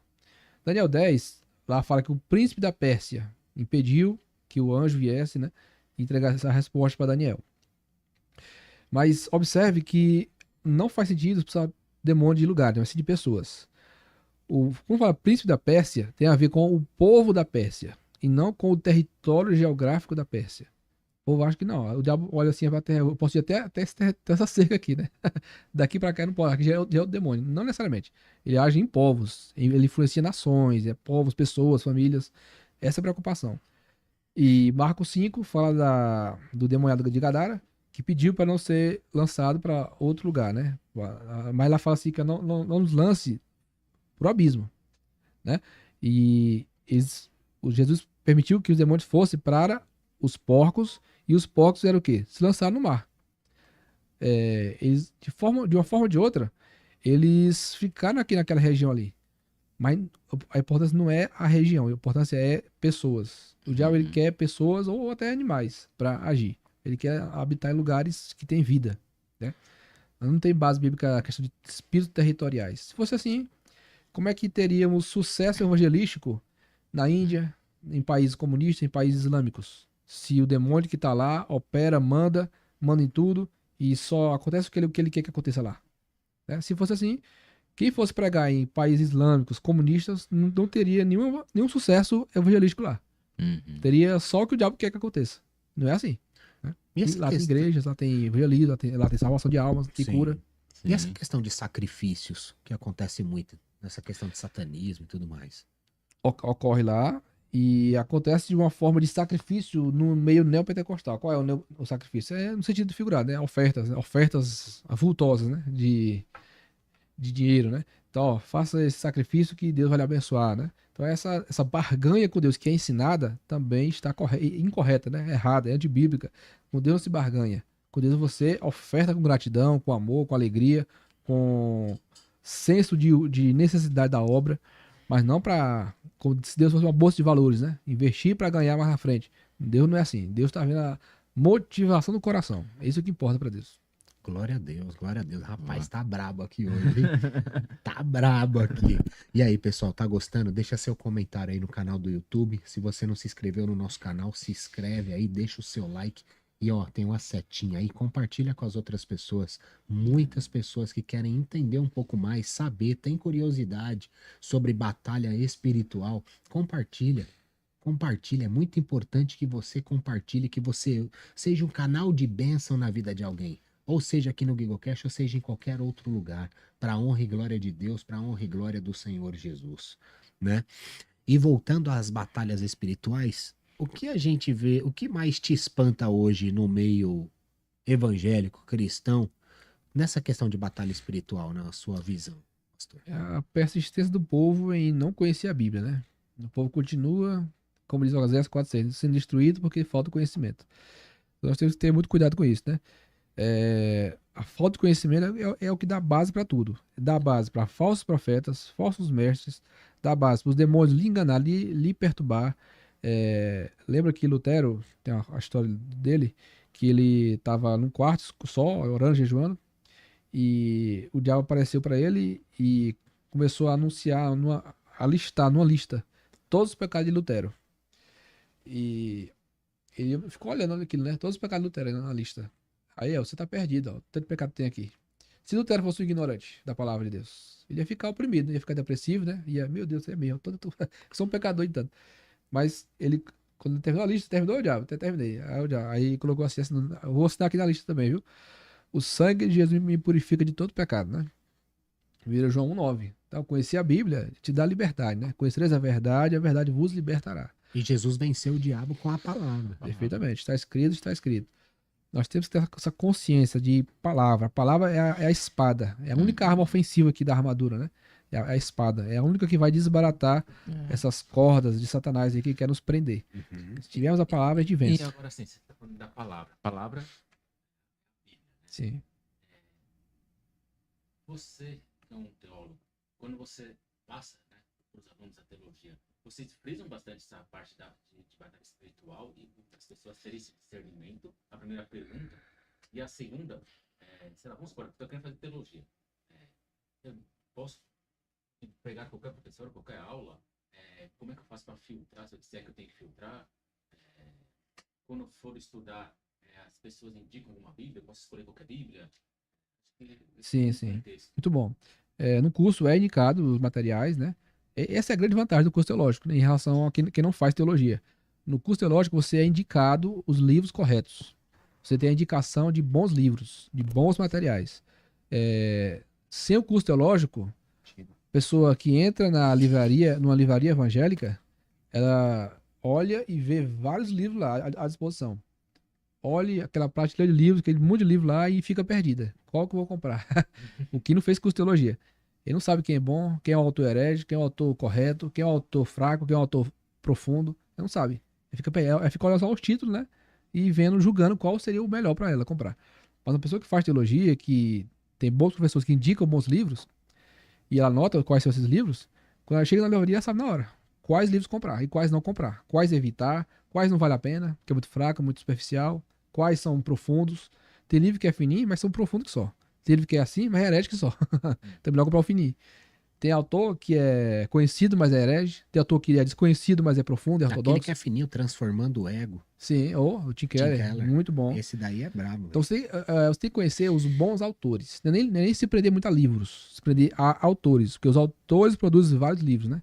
Tem escritor teólogo que escreveu 20, 30, 50 livros, né? Tem o Hernandes que escreveu 187 livros já. Então, se você dominar quem é um autor, se você souber quem é um autor bom, você já matou vários livros, né? Que você deve comprar. E se você saber quem são os autores hereges, você também já sabe quais livros você deve evitar. Não fica perdendo tempo. Eu não perco meu tempo lendo herege. Quem é autor herege, não vale muito a pena. E sobre o outra, curso, toda assim? leitura tem que estar dentro do seu propósito. Exatamente. Sobre a outra pergunta que você fez. O curso, né, que eu falei, porque você falou que você ensina e sobre os livros, né? O livro acho que você replica para a Bíblia, talvez. Sim. Agora, sobre os cursos, né? Eu posso fazer qualquer curso? Sim. Não, tem que buscar. Onde fazer teologia. É né? bom procurar uma instituição teológica que seja, digamos assim, uma teologia sadia, sã, que seja geralmente interdenominacional, é muito bom que seja, porque se for uma confessional, sabe que tudo que você vai ouvir lá tá ligado à instituição. Se você fizer um seminário batista, tudo que você vai ouvir é em torno da teologia batista. Seminário presbiteriano, a teologia presbiteriana. Seminário assembleiano, também. Então, são, digamos, cursos apologéticos da instituição, né? E, por exemplo, um FTB ali do César Cavalcante é um seminário interdenominacional. Não vai ter uma apologética de uma denominação. Vai ter ensino teológico. Ensina-se as matérias teológicas, sem preocupação com a denominação que está promovendo aquele curso. Então é isso. Eu até indico uma, a Itepa Bible College. Pronto, perfeito, exatamente. Isso aí. Seminário Servo de Cristo de São Paulo. É um seminário de um viés batista, mas não tão escancarado, né? É algo assim, de uma teologia mais livre, mais correta, dentro da ortodoxia, de bons professores. Então é isso. Seminários que são reconhecidos pelo MEC nem sempre são bons, nem sempre. Isso não é um garantidor de bom seminário. O que vale mesmo. E outra, evita seminários que são assim, que não tem uma visão que é muito livre, que os professores não são crentes. Procure seminários que os professores são crentes. Porque se não for... E vamos supor, eu fiz uma teologia e eu estudando mais a fundo, eu percebi que o que eles me passaram realmente não refletia tanto da Bíblia, né? Eu devo buscar um novo curso? É bom você comprar... sim, você faz um curso teológico, mas é sempre bom você comprar livros diferentes, de perspectivas diferentes. Daquele assunto que você está em dúvida. Compre, a dúvida da escatologia, compra livros de escatologia de diferentes interpretações, diferentes escolas. Né? E aí você vai ler todos e chega ao seu consenso. Aquilo que se mais estiver próximo da Bíblia, que você vai ver que está próximo da Bíblia. Entendi. Glória a Deus. É forte, pessoal, é forte. E eu tenho outra pergunta aqui, eu não sei se entra dentro da batalha espiritual ou não, em si. Mas, por exemplo, até um caso que aconteceu comigo. Eu gosto de fazer jejum, né? E eu tava em jejum agora. Tava agora, ontem. E só que eu tava fazendo uma carne. Fazendo uma carne e faltava 1 hora para acabar meu jejum do propósito que eu tinha falado para Deus. Sem querer, Deus sabe do meu coração, não foi porque eu quis. Eu não cortei um pedacinho da carne e pus na boca, cara. Na hora eu lembrei. E eu me senti mal por isso, mas eu pedi perdão a Deus. Sim, sim. Né? Não, Deus entreguei para Deus. E eu entreguei para Deus naquele momento. Sim. E eu acho que tem muito cristão hoje que se recrimina muito por causa disso, né? Eu acredito que não precisa ser assim. Sim. 1 João 5,3 diz que os mandamentos de Deus não são pesados. Ou seja, não é algo que força você a ir além de algo que te pesa, né? Na sua vida. É algo leve. Meu jugo é suave e meu fardo é leve. Né? Interessante que o jejum, ele deve ser uma atividade espiritual que deve ser feita em conexão com oração. Estudo bíblico. Sim. Mas é mais jejum e oração. A dupla, Talvez né? o meu erro foi querer cozinhar, né? Não deve fazer nada quando estiver jejuando. Sim. É só você, a oração, no máximo a Bíblia. Ali, estudando, lendo a Bíblia. Aí depois você tira a Bíblia, vai só orar. Mas é uma atividade que visa mortificar a sua carne, Sim. avivar ainda mais o seu espírito e ter um propósito espiritual com aquilo. O jejum sempre tem um propósito espiritual na Bíblia. Sempre. Sempre está conectado a algo espiritual. E algum pedido que você quer com Deus, algum livramento, alguma coisa forte, séria, O jejum é mais ou menos para isso. É um potencializador da oração, o jejum. É um turbo que você liga. Sim, é matar a sua carne. Sim, também. Matar a sua carne, né? Até os satanistas jejuam para ficar mais sensíveis ao mundo espiritual do mundo negativo, né? E quanto mais nós devemos jejuar para ficar mais cheio do Espírito de Deus, né? E eu sou um cara meio assim, eu busco abrir reflexões, né? Eu falei, nossa, o que eu preciso aprender com isso agora, né? Porque isso é muito sério, né? Eu tinha um compromisso com Deus ali, né? E mesmo com Deus a gente acabou errando, né? Recomendo o livro Cultura do Jejum, do Luciano Subirá. Sim, Luciano Subirá tá convidado a vir É uma aqui referência. já, no Gigocast, Mas em assim, breve. eu vejo, né? Quem sou eu, né? Mas é lógico que a gente deve falar, né? Que Deus pede, né? Mas antes de tudo ele fala que ele te vê, né? Então, assim, independente do que você tenha cometido ali, ele já viu o seu Sim, sim, coração, sim. né? Sim, Mas claro. eu abri uma reflexão também de falar, pô, acho que eu não devo estar cozinhando, por exemplo. É, perfeito. Tipo assim, Sim, sim. aprender, Tipo, pô. já errei uma vez num... Você entendeu? É porque assim, enfim, depende da vida de cada um, né? Sim. Sim. Ah, vou adiantar o almoço para as minhas filhas aqui e vou estar em espírito, mas no final você acabou errando, né? Mas Deus sabe de todas as coisas e às vezes é muito mais valioso do que outros que estão fazendo ali no horário. Porque não é sobre o horário, lógico que você está naquele compromisso, mas é sobre a verdade, é Sim. sobre a alegria do seu coração, de estar buscando mais do céu, né? Tá mais sensível a ouvir a voz do Espírito Santo, a aprender, Sim. tá em dúvida em algo. Porque tem momentos que Deus se cala. E Sim. quando Deus se cala, né? O que que eu preciso fazer? Sim. Adorar a Deus. Não... Geralmente Deus se cala na hora da prova, né? Na hora da prova, todo professor fica em silêncio, né? Assim? Sim, Não tem como ensinar nada, né? Na hora da prova. É só entrega a prova e a pessoa fica em silêncio. Então, na hora que Deus fica em silêncio, é a hora que Deus está trabalhando e você tem que só adorar a Deus, continuar aprendendo a palavra de Deus, entender o silêncio de Deus. Mas quem está com a escritura aberta, Deus está sempre falando, né? Deus está sempre falando. E o diabo ele não quer que a igreja aprenda. O diabo ele é o maior inimigo, o inimigo número 1 do discipulado é Satanás. 1 Tessalonicenses 2,18 diz que o diabo impediu que o apóstolo Paulo fosse para Tessalônica. O que Paulo ia fazer em Tessalônica? Discipular os irmãos, os novos convertidos.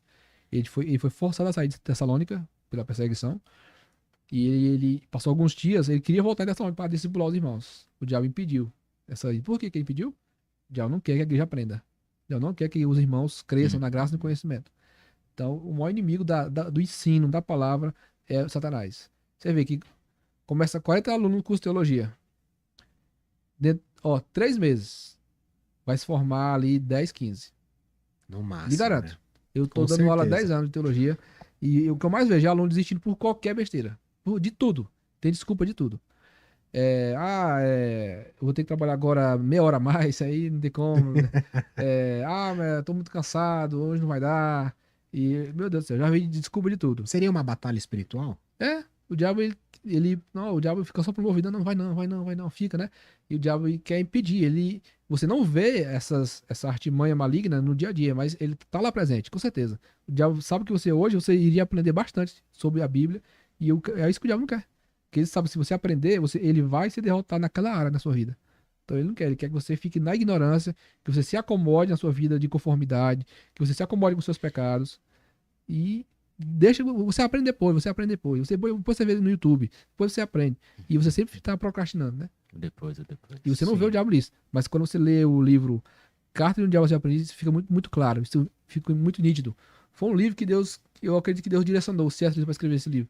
Porque, tipo, que descortina o mundo espiritual, sabe? Do dia a dia. É algo do cotidiano. Uhum. É algo que você não percebe que o diabo está por trás. E quer que você caia naquilo, que você deixe de fazer o certo. Que você pare, não precisa orar tanto. Depois você ora, depois. Esse depois nunca Inclusive, chega. pastor, eu vou até pedir pro Lucas, nosso marketing, fazer um post sobre todos esses livros, indicações de Sim, livros. Eu acho que é importante ter esse livro lá Aí, na página. Quando, a gente, esses livros. quando subir o programa, fica mesmo já embaixo, porque a pessoa está assistindo já Também, começa... também. Tem um livro do Hernandes também, Guerra Espiritual, muito bom.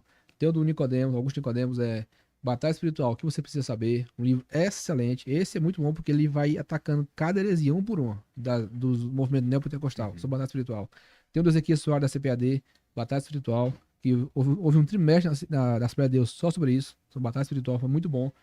Tem muito livro bom. Tem o do Joel Bick, Lute. Tem do Kenny Lute. Tem Craig Groeschel também, Vença o Diabo, alguma coisa assim, Lute contra o Diabo. Enfim, eu vou colocar a lista pra você colocar Coloca na, a lista. na Eu também vou te descrição. pedir um favor, mesmo fugindo sobre batalha espiritual, se você achar que, ó, sei lá, alguns livros também são super importantes, nem se for, sei lá, 3, 5 livros, Sim, sim. Mais acho livros, que- depois a gente vai colocar. que eu acho que é bem legal e, assim, é um conhecimento que é barato, né, vamos falar assim, em sua maioria, né? Nem todos os livros são tão baratos, mas tem alguns que são super baratos. Às vezes você encontra aí por R$ 15, por exemplo, o Ego Transformado, você Sim, paga sim. aí R$ 15. É baratinho, é normalmente. bem fininho, cara. Sim, Você é. lê em um dia. Aquele do chat, já falei, né? O Mundo, a Carne e o Diabo. Tem esse aqui que é muito importante, é chamado A Isca de Satanás, do John Bevere, né? Que livro. Meu Deus. Esse do A Carta ao Diabo é um que eu queria.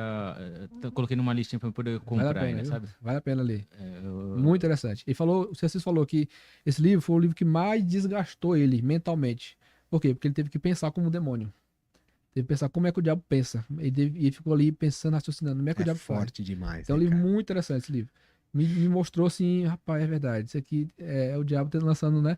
Certo. Uhum. E você não percebe. É isso que o diabo quer. Ele não quer ser percebido. Então, esse aqui do John Bevere também é muito bom. A Isca de Satanás, por quê? O que esse livro ensina? E qual é a isca do diabo? Qual é o material de isca que o pescador diabo usa para fisgar os peixes seres humanos? A isca se chama ofensa. A isca da ofensa. Quando você se ofende com alguém e guarda mágoa daquela pessoa com daquilo, pronto, você mordeu a isca de Satanás. Se sentir ofendido com alguém e você guarda mágoa, rancor, pronto, você mordeu a isca do diabo. Que é isso que ele precisa. Uma mágoa guardada no coração, para ele começar a trabalhar no seu coração. Aqui em Efésios 4, sabe que já, né? Diz assim: E não entristeçai, 4:30 em diante. E não entristeçai o Espírito Santo de Deus, no qual estáis selados para o dia da redenção. Aí começa aqui, ó. Olha aqui a isca de Satanás, amargura. Toda amargura, começa aqui na amargura. Ira, cólera, aqui é uma escadinha maligna, viu? Que vai piorando, ó. Da amargura passa para ira. E aí a ira para cólera, que é a ira alimentada. E aí depois vem a gritaria, blasfêmias, e termina na malícia ou na maldade. Né? Toda malícia se retirada de entre vós. Mas começou na amargura. Quem Vai crescendo, que né? nutre mágoa no coração, a amargura, vai aumentando. Vai gradativamente aumentando. Passa para ira, para cólera, gritaria, blasfêmia, malícia. E aí antes disso, antes de você guardar a amargura no coração, o que você faz? Sede uns para com os outros benignos, né? Misericordiosos, perdoando-vos uns aos outros, como também Deus vos perdoou em Cristo. Então, quando você perdoa, você está fechando uma brecha, você está jogando fora a isca de Satanás. Quando você perdoa. E Não nessa, perdoar é isso. e nessa questão, pastor, a gente está chegando no fim já, mas para a gente entrar nessa questão, por exemplo, confessai uns aos outros os vossos pecados. Nessa questão de confessar uns aos outros os vossos pecados, talvez fuja até um pouquinho da batalha espiritual, mas me veio isso no coração agora de perguntar. Sim. Como entender diretamente isso? A Tiago 5,16 fala isso, né? 5,15,16. Que é uma espécie de antídoto para você não viver no pecado. O pastor Abe Uber fala isso, que ele só conseguiu vitórias sobre os seus pecados, a pornografia e de outros pecados relacionados, quando ele começou a ser mentoreado pelo seu pastor. E ele falava pro seu pastor toda vez que ele caía. E aí ele começou a ficar com vergonha, né? Tem que ficar tá falando. falando e tal. E aí foi vencendo, até vencer de vez. Por quê? Essa confissão de uns pecados uns aos outros, ser mentoreado, Não seria aquela pessoa que eu pequei, por exemplo, com aquela pessoa e ir lá com aquela pessoa. também Seria deve isso. fazer isso. Tem que fazer Mas, isso não, mas também. é também no sentido de mentorear, de pastor, pastoral. Entendi. É o que está em Gálatas 6:1. Aqui, ó, antes de Efésios. Entendi. Gálatas 6:1 diz o quê? Irmão, se algum homem chegar a ser surpreendido em alguma ofensa, vós que sois espirituais, geralmente quem são esses? Os pastores, né? Da Sim. igreja. Caminhai, ou uma irmã e tal, um irmão espiritual, homem de Deus. Encaminhai o tal com espírito de mansidão, olhando por ti mesmo, para que não sejas também tentado. Ou seja, a pessoa que caiu em pecado, ela deve ser cuidada, pastoreada, deve ser corrigida, deve ser ali consertada. A palavra que diz encaminhai o tal, a palavra encaminhar aqui é uma palavra grega que tem a ver com consertar, com passar uma atadura na fratura que foi feita. Então, o pastor, os espirituais da igreja têm essa função. Não precisa ser um pastor, alguém espiritual, alguém de Deus, que vai lá e ajuda essa pessoa que caiu em pecado. Então você não pode ficar. Não tem como vencer o pecado sozinho. A luta contra o pecado é você, é Deus e é a igreja. É você junto com a igreja. A vida cristã é coletiva. Qual é a expressão que Paulo mais usa nas cartas? Uns aos outros, uns aos outros, uns aos outros. Tudo é uns aos outros. Pra Tudo se ajudar, né? se ajudarem, louvarem a Deus uns aos outros. Tipo assim, Léo, tá muito difícil essa situação, ora por Olha o mim, o que versículo que eu 2 aqui. faço? Versículo 2. Levar as cargas uns dos outros. Sim, Né? sim, olha só. E se assim cumprireis a lei de Cristo. Quando você ajuda o irmão que caiu, você está cumprindo a lei de Cristo. Você está levando a carga dele. Está ajudando ele a levar a carga dele. Qual é a carga dele? O pecado dele que está atormentando ele. Tem coisas que só vai vencer se tiver ajuda. Até Jesus precisou de ajuda para levar a cruz, né? Então, temos que ajudar nossos irmãos naquilo que estão caindo. E assim, em questões de pecados, devemos levar tudo, digamos, no pé da letra? Pecados? É que eu não me vi um exemplo aqui agora, mas assim, mas tudo ao pé da letra. Assim, você tá lá, sei lá. É que eu não me vi um agora, mas assim. Deixa eu pensar. Então, o que é pecado aí? Pornografia. Vamos lá. Vamos dizer um pecado, a mentira. A mentira e o diabo é o pai da mentira. Aham.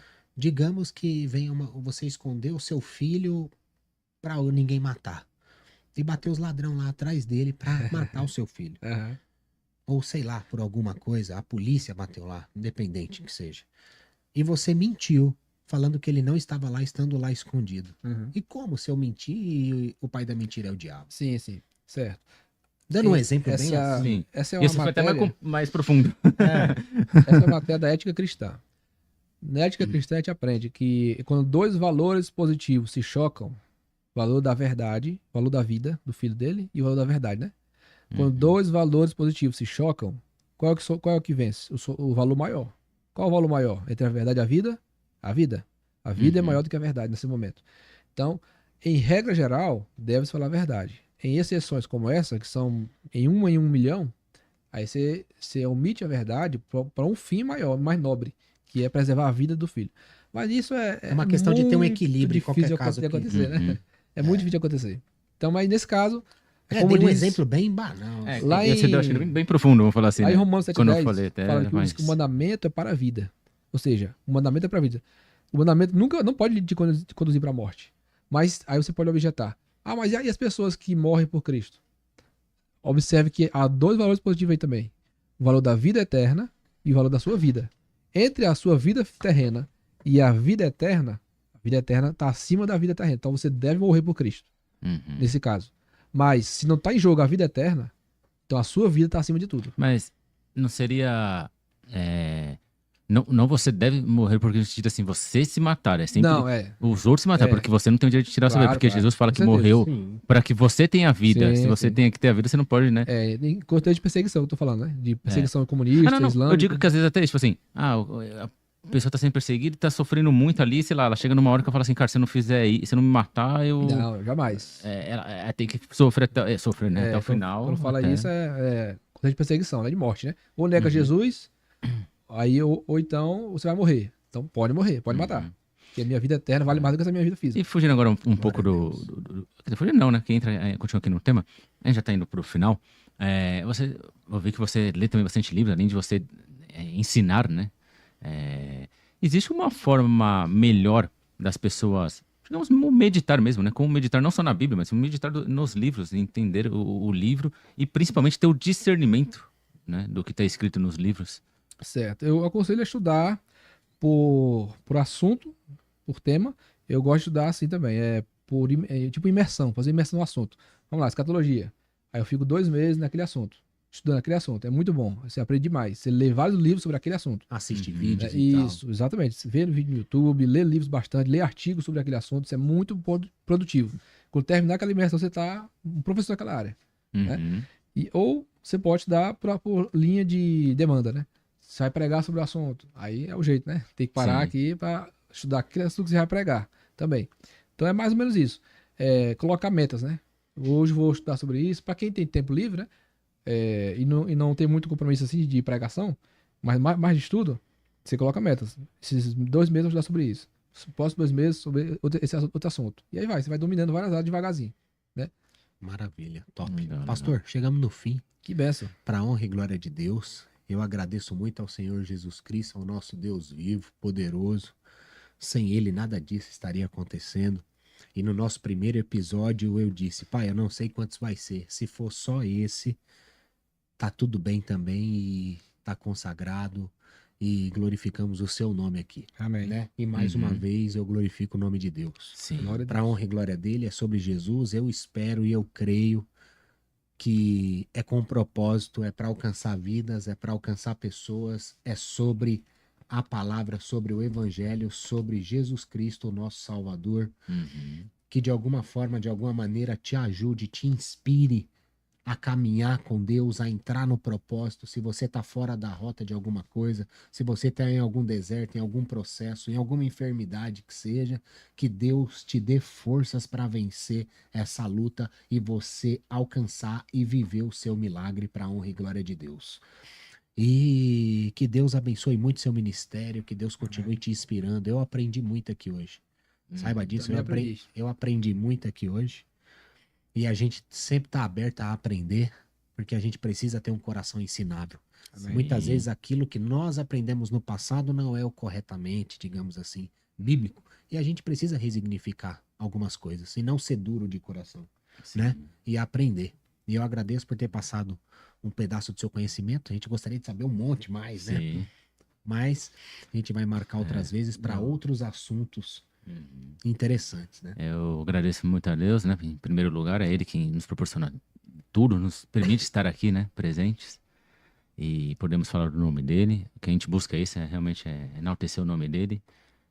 E que as pessoas que entrem, né? Realmente venham dispostas a aprender, assim como nós estamos aqui, dispostas a também aprender até com o público, que eles façam algum comentário, façam alguma coisa, que a gente está Sim, aqui sim. para um falar, um conversar com o outro e tudo em prol de Cristo, né? Independente Isso. de quem você seja, de religião ou qualquer outra coisa, nós estamos aqui para falar de Deus. Agradeço muito por você ter aceito o nosso convite. Você primeiro veio sua esposa, agora o senhor está aqui presente. Fica o convite já aqui ao vivo mesmo para poder Amém. retornar. E pedimos sempre para que deixe uma mensagem final para o público. Gratidão a vocês. Obrigado, Kiko, pelo convite. Glória O a nosso Deus. nobre amigo aqui que colaborou demais com as perguntas, né? Muito boas. Glória a Deus. E aos irmãos que ouviram, né? Paulo diz assim: fiz-me acaso vosso inimigo por falar a verdade? Se alguma verdade, alguma coisa que eu falei lhe incomodou, lhe deixou assim, triste, decepcionado ou até irritado, procure estudar mais sobre o assunto, né? Compre livros corretos, sadios sobre aquele assunto, leia os livros que foram indicados, que são muito importantes. Não fique presa de um pastor, de um líder que não quer que você ouça nada e ninguém a não ser ele. Tome muito cuidado com isso e procure crescer na graça e no conhecimento. Lembre que Satanás, ele opera na ignorância, ele opera nas trevas. Ele não quer que você estude, não quer que você aprenda, porque ele sabe que quem conhece a verdade é liberto. Quem conhece a verdade anda na verdade. Quem amadurece na fé não vai ser presa fácil de tentações, de provações. Então, guarde isso na palavra. E o meu conselho é apenas esse: leia os livros que foram indicados, que as dúvidas serão sanadas e você vai ser totalmente edificado na fé nesse assunto. Glória a Deus. Muito obrigado. Toda a honra e toda a glória seja dada ao nosso Senhor Jesus Cristo, sempre e para sempre, e que você seja abençoado por Deus, em nome de Jesus. GigoCast é o seu podcast cristão.